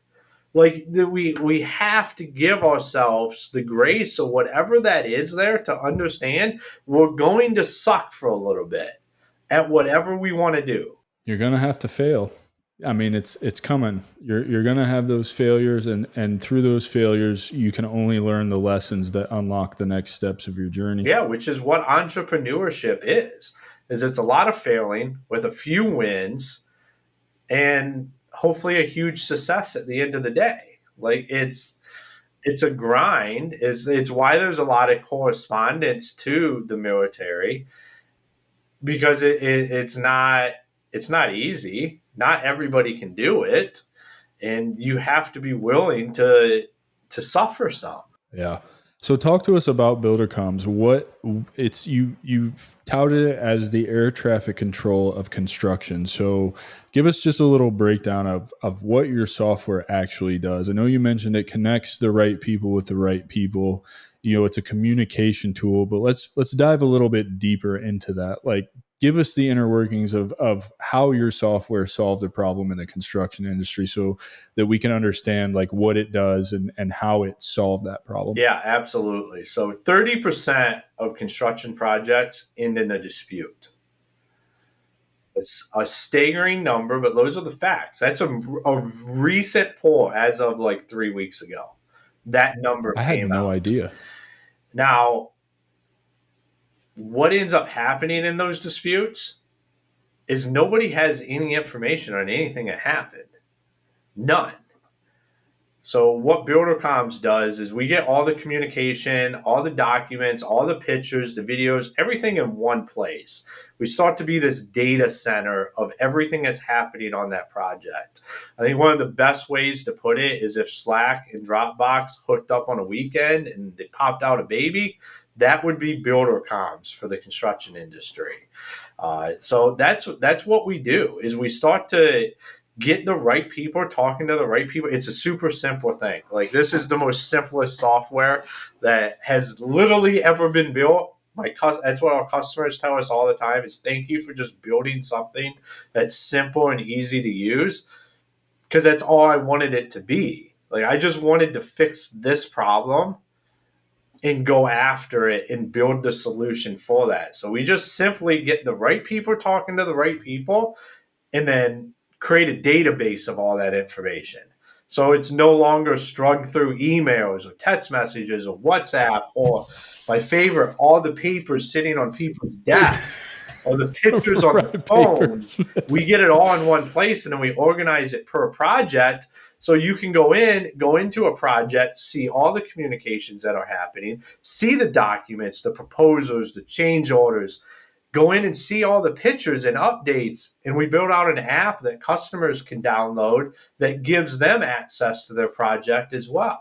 And have you seen this actually drop those dispute numbers with the clients that you have using the software? So I would say yes, being that that's a new number that came out, is we're going to be doing some like research into that from a company perspective.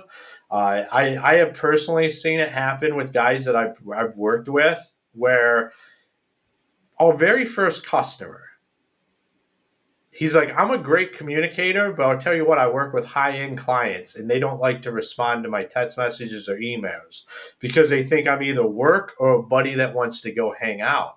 I need a better way to get in front of them, because he's like, they're pissed off at me all the time because they're saying I'm not getting them the information. Hence the app.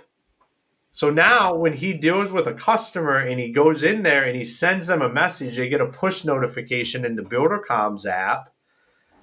They know it has to do with their project. So he tells them, when you get a notification, I need to talk to you. It has to do with your project. And it completely changed the whole dynamic between him and his homeowners from like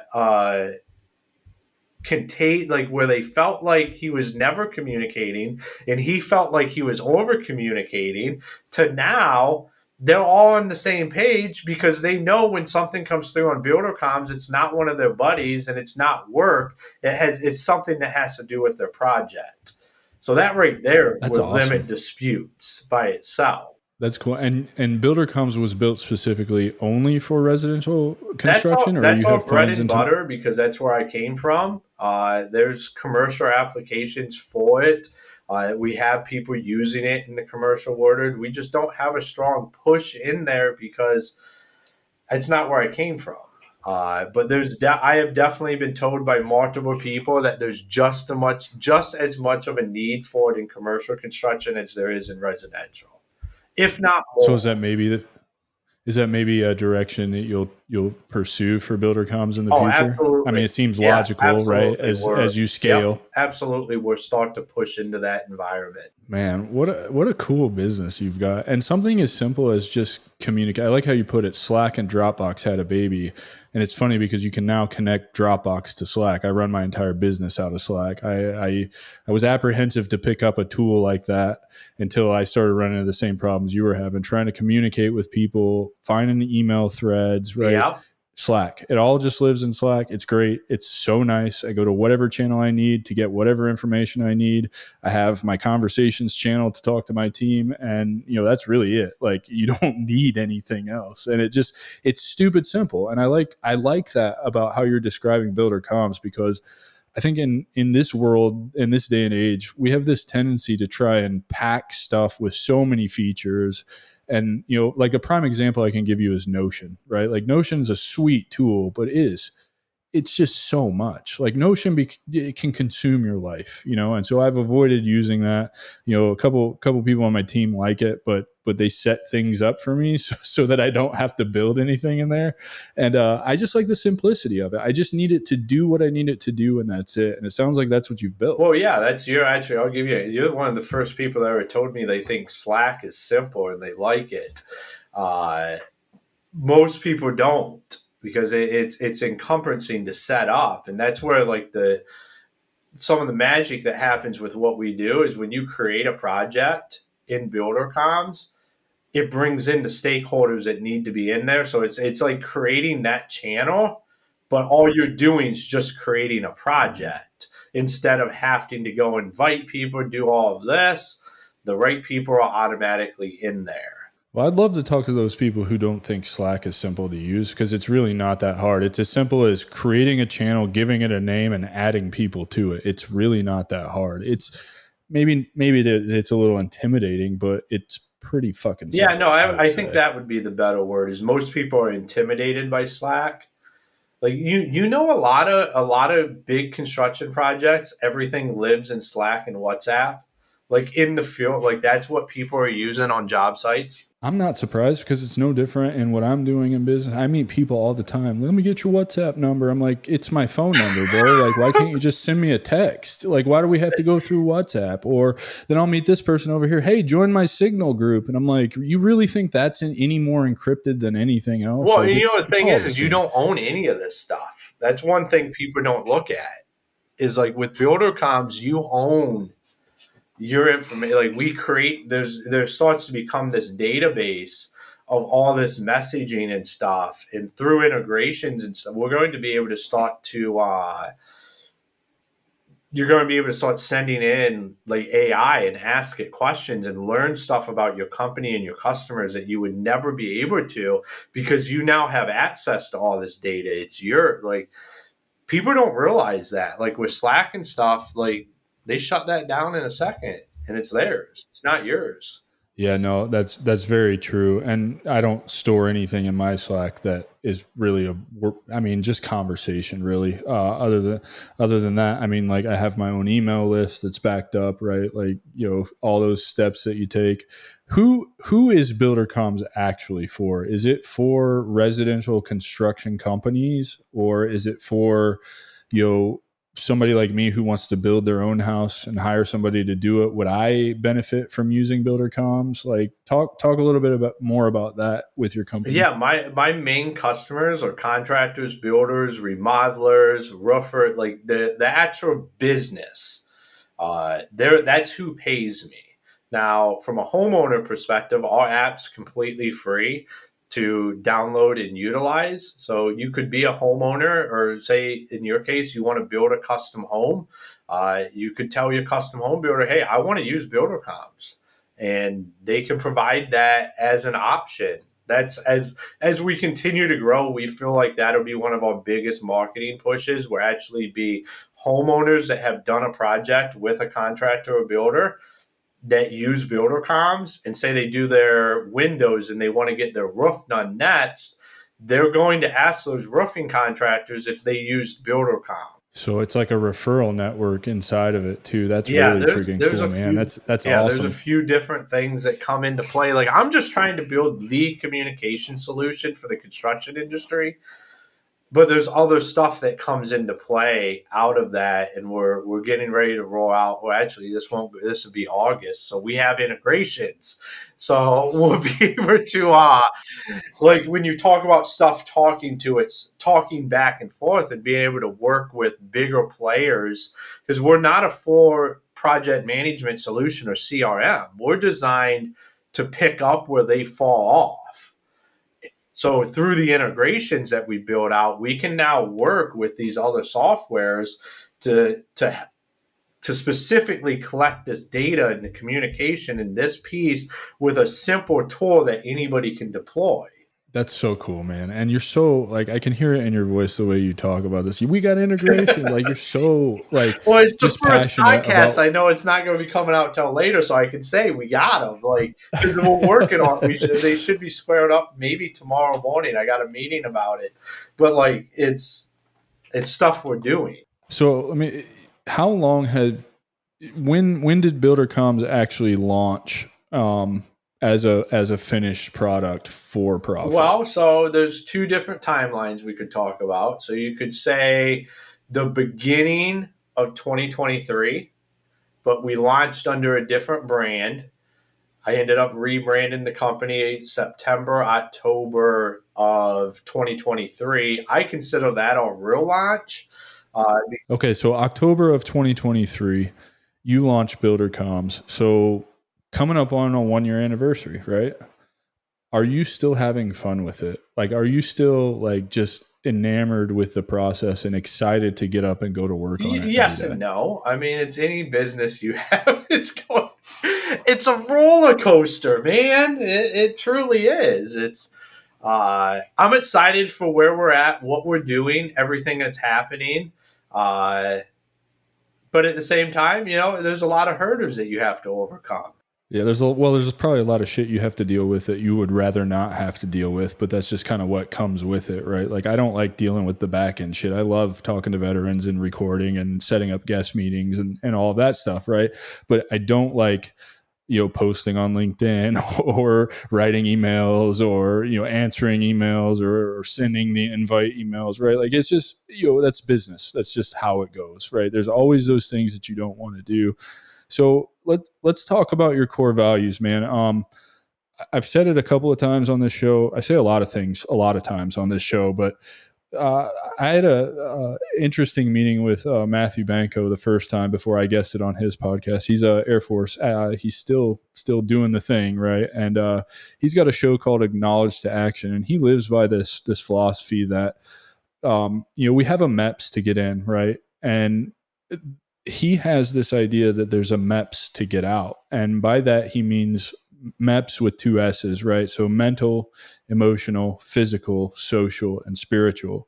And you're a very spiritual man, from what I understand. And I didn't have spirituality in my life. Well, I was forced to have spirituality in my life when I was a child. And then kind of lose touch with that over the course of my career, which I think is very common of combat infantrymen in particular. And then when I had my ayahuasca journey last year, really got back into the spirituality and see how important a role that plays in my life, whether, I believe in the same thing that you believe in or not. I definitely believe in a higher power for sure. I just still trying to figure out what that looks like for me.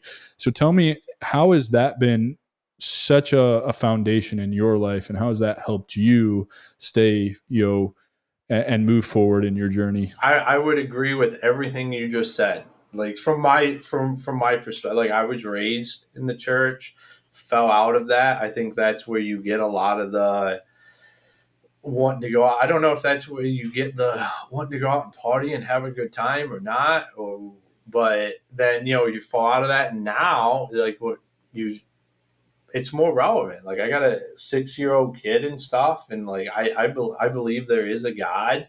And do I go to church every Sunday? No. But I think you have to believe in something, whatever that is. It might be different for everybody, but I don't think it's just by happenstance that we're here having this conversation right now. Like I cannot put that together in my head that like I believe the universe is never wrong. and it's up to us to take the action and figure out the outcome.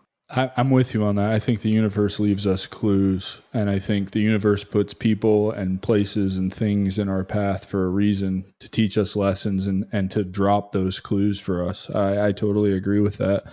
Another one of your core values is family. Tell me what family means to you. Family. So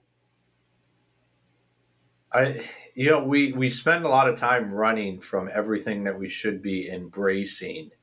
And, I told my dad this probably a couple years ago, is I've spent my entire life running from discipline when I've been at my absolute best, when I'm in a highly disciplined regiment. And I don't mean like in the Marine Corps, just when I am very disciplined in my life, I'm at my absolute best. And it's the same thing with family. I spent a lot of time, especially professionally, like, pushing off the people that should be the closest to me and I should rely on the most. And I think a lot of that comes into you can have some embarrassment because those are the closest people to you and you don't want them to see you at your weakest. And we tend to push that away. So for me, currently, family matters a lot. Like, my mother-in-law lives with us. My sister has 4 kids about to be 5, and they live in Texas, and all we try to, like, how do we get these kids to grow up together, and like trying to rekindle these relationships that I spent so much time not necessarily putting water on them, but just letting them fizzle out. And the same thing with like my parents. Like, we're independent. I think I can talk as a whole, especially for infantry guys, is we're very independent beings and we rely on ourselves and those buddies that are very, very close to us.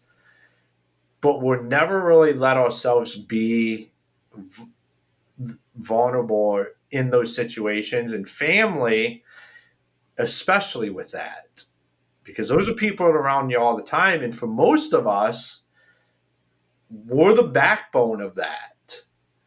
And we need to be the ones that hoard it together and pour it together. And, my brother-in-law, you don't know, my brother-in-law was in the Army. My sister was in the Army. And me and him agree on this. Is like, we need to come together. These kids need to grow up. They need to know each other. We need to be a family. And is it going to be easy? No. But it should be a focus. It should be something that we're trying to stoke the fire on instead of just letting the fire go out, which is, I think, inherently what we do, because a lot of times that you just don't want to face those demons. Man, I agree so much with that because, like, for example, I spent the better part of my teenage years running away from my brother, who wanted to be, he's younger. So you know that dynamic is, right? Like, where older brother goes, younger brother wants to go. And I've spent the majority of my adult life longing to be closer to my brother. And now that he has 3 kids, especially, like, I want to be Uncle Adam and watch him raise his two girls and boy. And every chance I get, it's really cool because here in Florida, out of Melbourne, there's a really cheap 2-hour flight up to Pittsburgh where he lives. So I can just kind of hop on that when I have a spare week to take, because it only flies once a week, right? But it'll cost me $100 to get up there instead of $1,000 to get up there for a whole weekend. You know what I mean? And whenever our schedules align, I'm with you. I'm no longer running from them, I'm running towards that because I see how important it is, right? And what that does for me internally and how that makes me feel, and contributing to helping inspire him to raise his kids, giving him advice, and just, I totally agree with that, man. We spend so much time running from that shit, and it's just not good for us. Your next core value is the American dream. Tell me what the American dream means to you and how you see that. I think often you hear American dream anymore and people are, white picket fence, blah, blah, blah. That's not how I think of it. I'm fairly certain that's not how you think of it. I'm interested to hear how you think of the American dream, and then I'll kind of share with you how I see it, and we'll see where we fall here. No. So, I mean, we can start. So I have American Dream tattooed across my stomach with a money sign behind it. Uh, the American dream is your dream, what you want to go chase. So when I talk about in my core beliefs is we believe in God, family, and the American dream. The American dream is what you want. I believe in chasing that and making it a reality. And it doesn't matter. It's going to be different for everybody. It's not like you say this white picket fence, American dream. I believe in freedom, in the ability to make decisions and be able to chase your dreams. And for every American, that's different. And that's what the great thing about America is that we don't all have to agree on everything to chase our American dream. And we can all live together if we let it happen that way. Like, if more people would just realize that we're more alike than we are disalike, and we could all chase our American dream and have it, it would be a whole different world. Brother, you see my smile right now because I very much believe what you believe. I phrase it differently or whatever, but to me, the American dream is time and financial freedom, meaning that's different for everybody. And what that looks like for me is enough money and my time to be wherever I want with whoever I want in the world, doing exactly what I want to be doing, whether that's working from my laptop, recording one of these shows, or my wife and I in Paris enjoying our anniversary, right? Like that is the American dream to me. And, believe it or not, that's so much more attainable than I think anybody gives themselves credit for or really sees it. And it doesn't have to look like, $25 million in the bank and this, that, and the other, right? Something as simple as learning how money works and $10,000 a month, which is a really achievable goal in a side hustle, even, which is still means you're an entrepreneur pursuing something that is going to set you free, can make that possible for you, right? Would you agree to that? Yeah, no, absolutely. Like it's everybody's story, and it can be what you want it to be. You just have to be willing to dream it.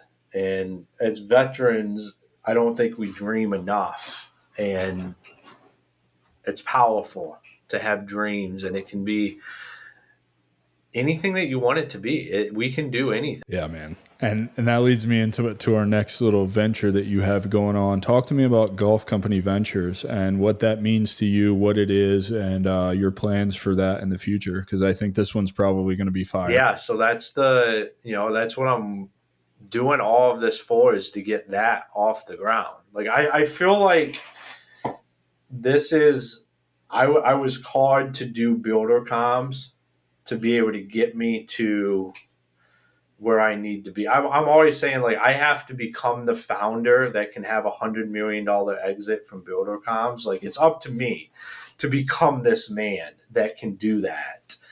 And my goal from that is to then fund Golf Company Ventures without having to go raise any money and have people dictate what the fuck I'm going to do with the money. And I'm going to go out and I'm going to invest in veteran businesses, and I'm going to be the catalyst, because that's what that at my heart is my superpower, is I'm a catalyst. I'm not necessarily great at all this other stuff, but we can sit down in a room and we can figure some shit out and put a game plan together and let me light that on fire. And that's what Golf Company Ventures is going to be. It's going to be an opportunity for me, and I'm going to focus in on infantry, special forces, contractors, tier one operators, because I truly believe there's a differentiator that when most venture capitalists, I can speak to this because I'm currently raising money for my company right now. Most venture capitalists are looking for 1 out of 10 companies to be good, and they don't care if 9 of them go bankrupt. And I think that's bullshit. I think we can do 9 out of 10. I talked to my wife. We just drove to Charlotte And I had a comment. I said, I think we can hit 90+% wins if we stick to this criteria, because I like it is 100% the person. And if they have the right idea and you can throw some capital in it, I know they're going to eat. And that's what I want to do. Is I just want to put people, you think of like back when Zeke was playing running back and he was just like, just let me eat. Like, I feel like we can take veterans, especially in that demographic, that have a great idea or a great business, and we can throw some capital in there and just let them eat, because that's what they're really, really good at. They're really good at the grind. They're really good at just producing results and getting shit done. And that's what excites me. And that's what we're going to do, is we're going to continue to build Buildercoms to be able to fund golf company ventures long term. And I'm just going to move into being a catalyst. And I'm just going to make shit happen. So with Golf Company Ventures, obviously that's like a venture capitalist play for you, but are you going to include anything but money, or are you going to give some mentorship and guidance to these people? Like how do you envision I'm going to be involved. I don't believe so you're not just going to be the guy who throws money at it, like you were saying, and just doesn't. Like, that's not. I believe that one of the biggest catalysts you can have for people is being able to stroke a check. But the second biggest catalyst is to be able to just be there and be an open phone call to help get people. Yeah, a sounding board, a mentor, for sure. Because it's a lonely word. Entrepreneurship is very lonely because you face a lot of the same things that you face when you're transitioning. There's a lot of unknown, a lot of uncertainty. And if you don't have anybody to talk to or don't have anybody that's been there, it's really hard to navigate it. So I feel like I can be that piece that just creates success, and we can do something amazing. Like, brother, I can tell you right now, like, you will be that piece because of the way you speak about it right now. You know what I mean? Like, there's no question in my mind, we're going to have a conversation a year from now, and you're going to be exactly where you want to be, doing exactly what you want to do, probably having an even bigger impact on our community than you even thought. I think the same thing's probably true for what I'm doing. I hear it from other angles, right? I have other people telling me the same thing. It's just, it's really hard to sit in this seat and believe that right now, even though I know that's the end goal, and I'm not going to quit. I'm just going to keep grinding until I get to where it needs to go. I love that, man. How far away realistically do you think you are from Buildercoms hitting that $100 million exit? I mean, it's hard to say. Right now, I'm developing a soft, like, it's a dot. If you built a website when .com went bust, that right now is what it's like building software. Because, like, in the last 6-12 months, there's been a lot of changes in not just venture capitalists, but just in the software space. So, well, yeah, I mean, you no longer need a developer to build your own software. You can go learn on a no-code tool and build your own software right now. So, market saturation is crazy. There's so many people out there trying to create and get their slice of the pie, right? There's a lot of competition out there. And, obviously you're gaining the social proof that you need. A lot of companies are coming at you saying, hey, we need you to get into the commercial space because this is a big problem and you're solving it, right? And I think that's where your advantage is. So who knows, right? I think the best answer to that question is I have to be the man that can hang on till 100 million, because you got to be able to. There's days I would take ridiculous numbers for this company. Like, if somebody was like here with a check, I would seriously consider some crazy numbers. And then there's days where it's like, I'm not selling this thing for less than $1 billion. Like, it's all a journey. My goal is to become the guy that can get that there, because the company can't get there if I don't become the guy that can get there. So whether that's what we exit this company for or not, my goal is to become that guy so I can continue this journey on. Man, that's so amazing. Who knows, man? Maybe in a year you're there. You never right? know. Like, it's no telling. Crazy things have happened in this world. Yep. I'll get there Man, when it's supposed to be. That's the best when the universe aligns and that is supposed when I'm supposed to step full circle into that, and the wordage ready for that, it'll happen because that's what I'm chasing, and I'm going to make this happen. It's probably not going to happen on my timelines because if it was my timelines, or we'd already sold this company for $1 billion. yeah, it's definitely not how it works. How do you balance your personal life with your professional responsibilities? How do you stay sane? Like, what do you have some practices, mindfulness, meditation, any kind of things like that? How do you stay sane and not burn out? Yeah, I mean, I work out 5, 6 days a week. I try to eat a very clean diet. I walk.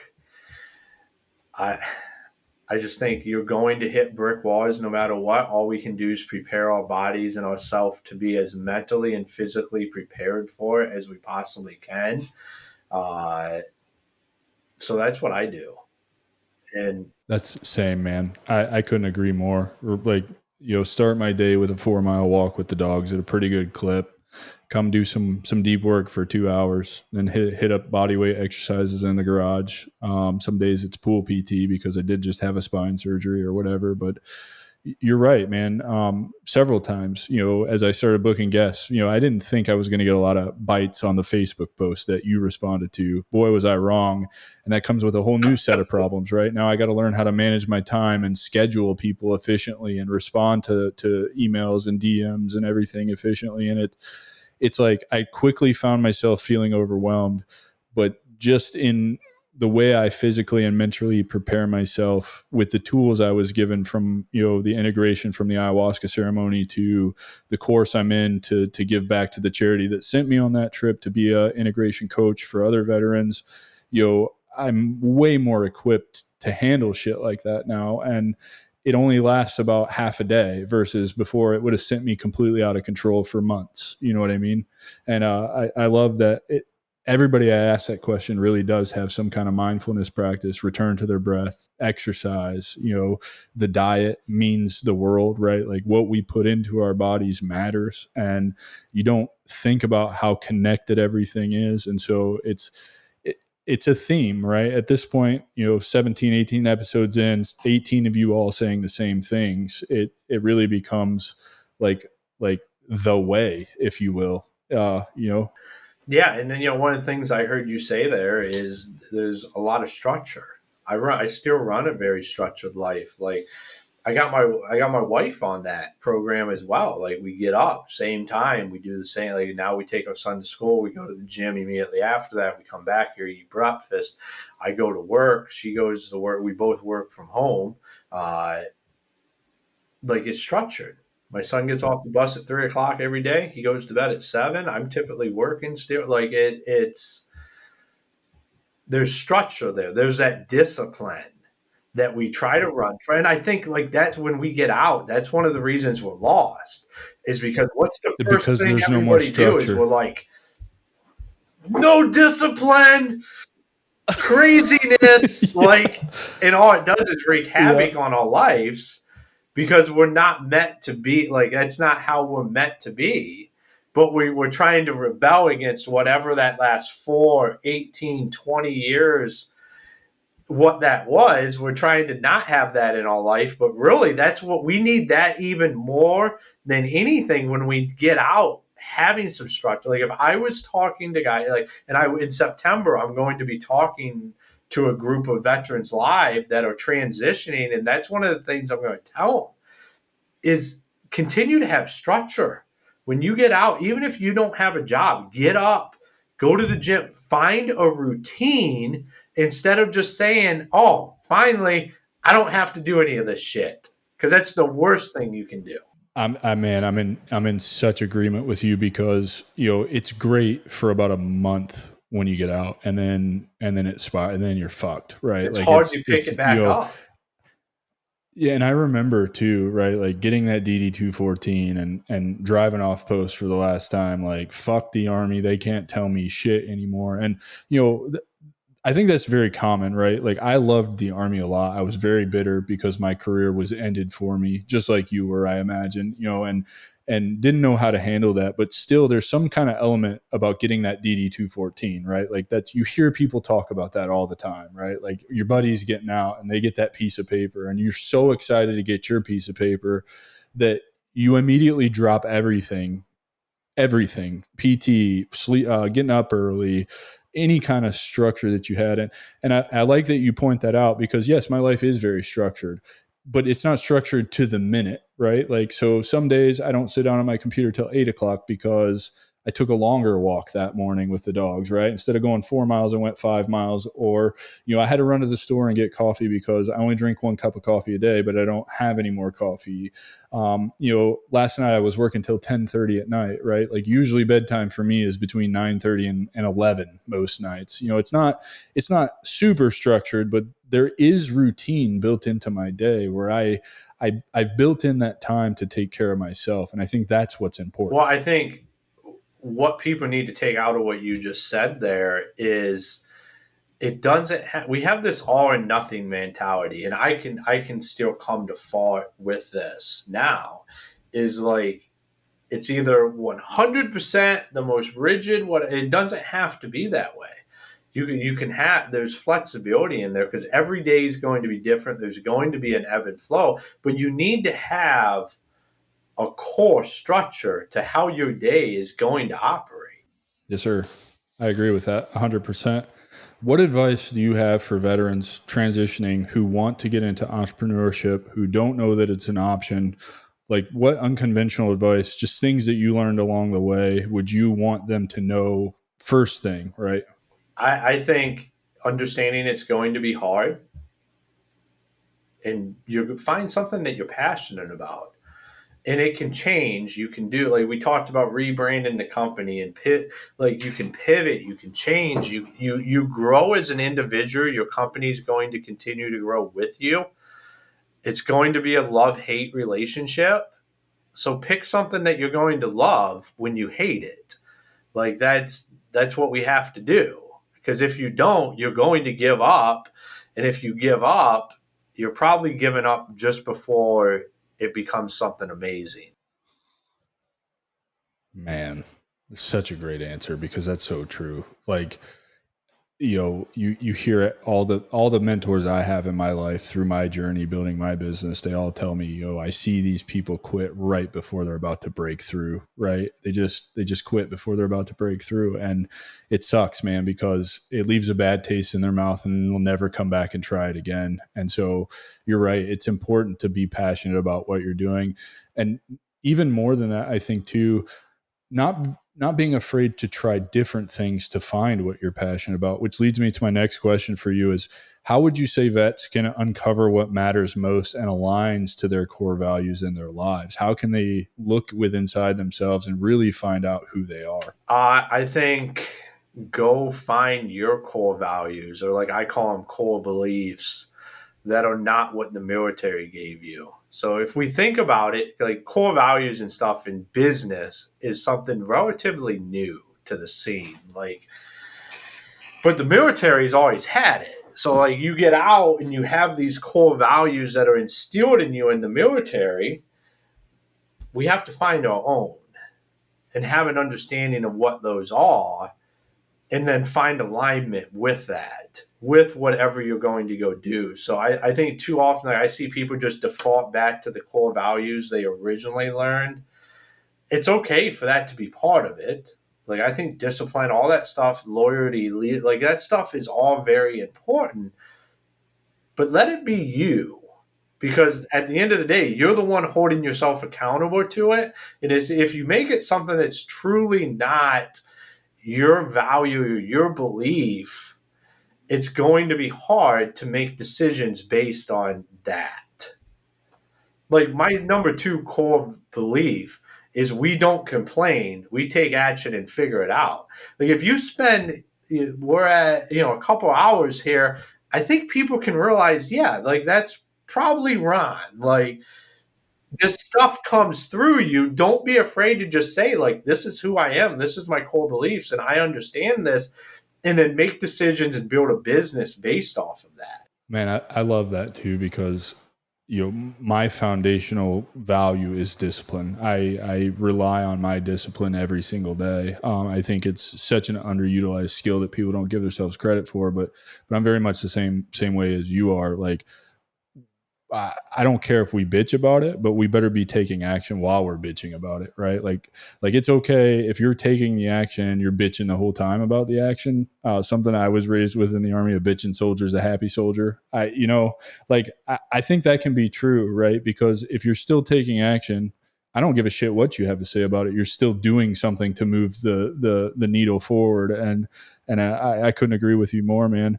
What resources or strategies would you recommend to veterans to help them navigate their transition and find that purpose in entrepreneurship? That's a great question.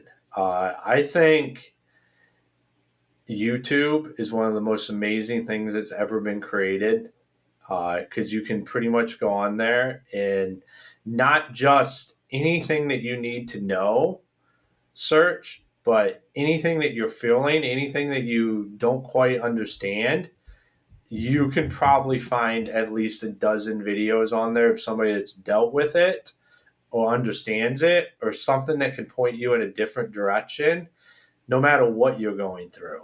From podcasts to just whatever videos. I am not afraid to use YouTube and just search it out and just say, like, here's what I'm dealing with, and find other people out there that have recorded, they have been willing to talk about it because they figured it out. And I think that's an underutilized resource from that perspective, because you have to be humble and you have to be willing to say, I don't have all the answers to this problem, but I want to know them. And you can search them. The internet is an amazing place, especially when you have YouTube. I mean, I think people utilize YouTube to understand problems and how to like do stuff, or YouTube University. But you can get on there and be like, hey, I'm a Marine Corps combat veteran that's dealing with this, and I don't know what to do. And you would be surprised the videos and the help that you can get out there from people that are going to be you. Like, it's not just going to be somebody talking about it. It's going to be you talking about it. Oh man, this is a phenomenal answer, because that's exactly what I want this show to be. I want them to see that I sat down with Ron Nussbaum for 2 hours. He's a combat Marine veteran who's built a successful business, who has plans to exit at $1 billion and fund another venture capitalist thing that gives back to veterans, right? Like that was the whole idea. So much so that I don't watch TV other than YouTube anymore. I learn so much from YouTube. I build it into my routine, right? I want this podcast to do well, so I study other people's podcasts. You're absolutely right. And also be aware of the YouTube gurus, right? The people who are full of shit, because that's out there. I've fallen victim to them, spent thousands of dollars. Guru, whatever. It's the world we live in right now. Yeah, but you'll know pretty quick, who those people are that are full of shit versus those people who are real. And man, that's such a great answer. I really like that one, dude. Are there any key insights or personal mantras, philosophies, anything that have guided you through your journey that you think would be valuable to the audience? Hey, the 7 Ps, proper prior planning prevents piss poor performance. I picked that up at boot camp, and I've used that ever since. That was part of my leadership strategy for years.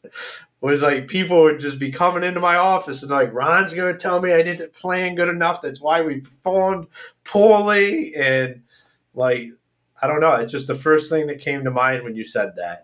That's a good one, man. I actually learned that before I ever joined the Army. I had a cousin who was already in the Army by the time I was joining, and that's one of the first conversations we had when I had called him to tell him I was joining the Army. He was like, okay, but it was the 5 Ps from him. So proper planning prevents piss poor performance, and that's a tongue twister. I encourage the audience to try that one. You've practiced that a lot, clearly.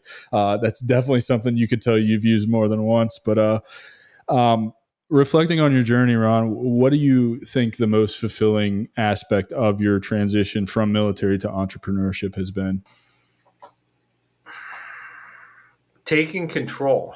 I love it, man. I knew you were going to say something like that. It was really figuring out who the hell you are as a person, right? Yeah, and being able to and that looks like taking control. And just take control of it and be able to be okay. Like, what I've understood, what I've learned is like all I can do is be the best Ron Nussbaum I can possibly be. And like that's all I can be. And all I have to do is just continue to chase that. And that's what would lead to the success. And by being an entrepreneur, you have 100% control over that and what that looks like. Man, so good. Tell everybody how they can connect with you, Ron, to learn more about Buildercoms, follow your journey, that kind of stuff. Where can they find you? You can find me everywhere, anywhere. I'm out there. Ron Nussbaum on any social media, Buildercoms on any social media, buildercoms.com. I'm really, if you're looking for me and you can't find me, there's probably a problem there, I guess, because I am pretty much everywhere. Love it, man. Anything else you want to leave the audience with before we get you out of here? No, man, I've absolutely enjoyed this. This has been a great conversation. I think this is what people need to do. People need to sit down and open up and have a conversation about their experiences. Have a real conversation about their experiences, not what the expectations are, what people feel like they should say, what they should feel, all of that kind of stuff. Like, just sit down and have a conversation, because the story is what the story is, and let it be that. But don't let it be the reason why not. Let it be the reason why. Because that's, as veterans, we have that. We have a story that is a catalyst for the rest of our life if we let it be that. I think moreover, we earned it. Absolutely. We earned the right to be able to let our story be the reason why, not the and when why, you put it that way, it's so amazing that so many people let it be the opposite. Yeah, man. Ron, man, thank you so much for your time, brother. I'm so grateful that we got to have this conversation. I, like you, think that there's not enough of these conversations going on, and that's why I fell into this, however it may have happened. And I'm going to keep doing this because I do believe in the mission and that this can help and change lives. Thank you for being here, man. I hope it was a great time for you. I can't wait to release this to the internet and let people get in touch with you and see all the great things that come. Like, it seems like when I release an episode with another veteran, and so I really do appreciate you. We'll see you next week, ladies and gentlemen. Don't forget to rate, review, like, subscribe, reply to the emails when you're getting them. If you're on the email list, if you're not, sign up for the newsletter.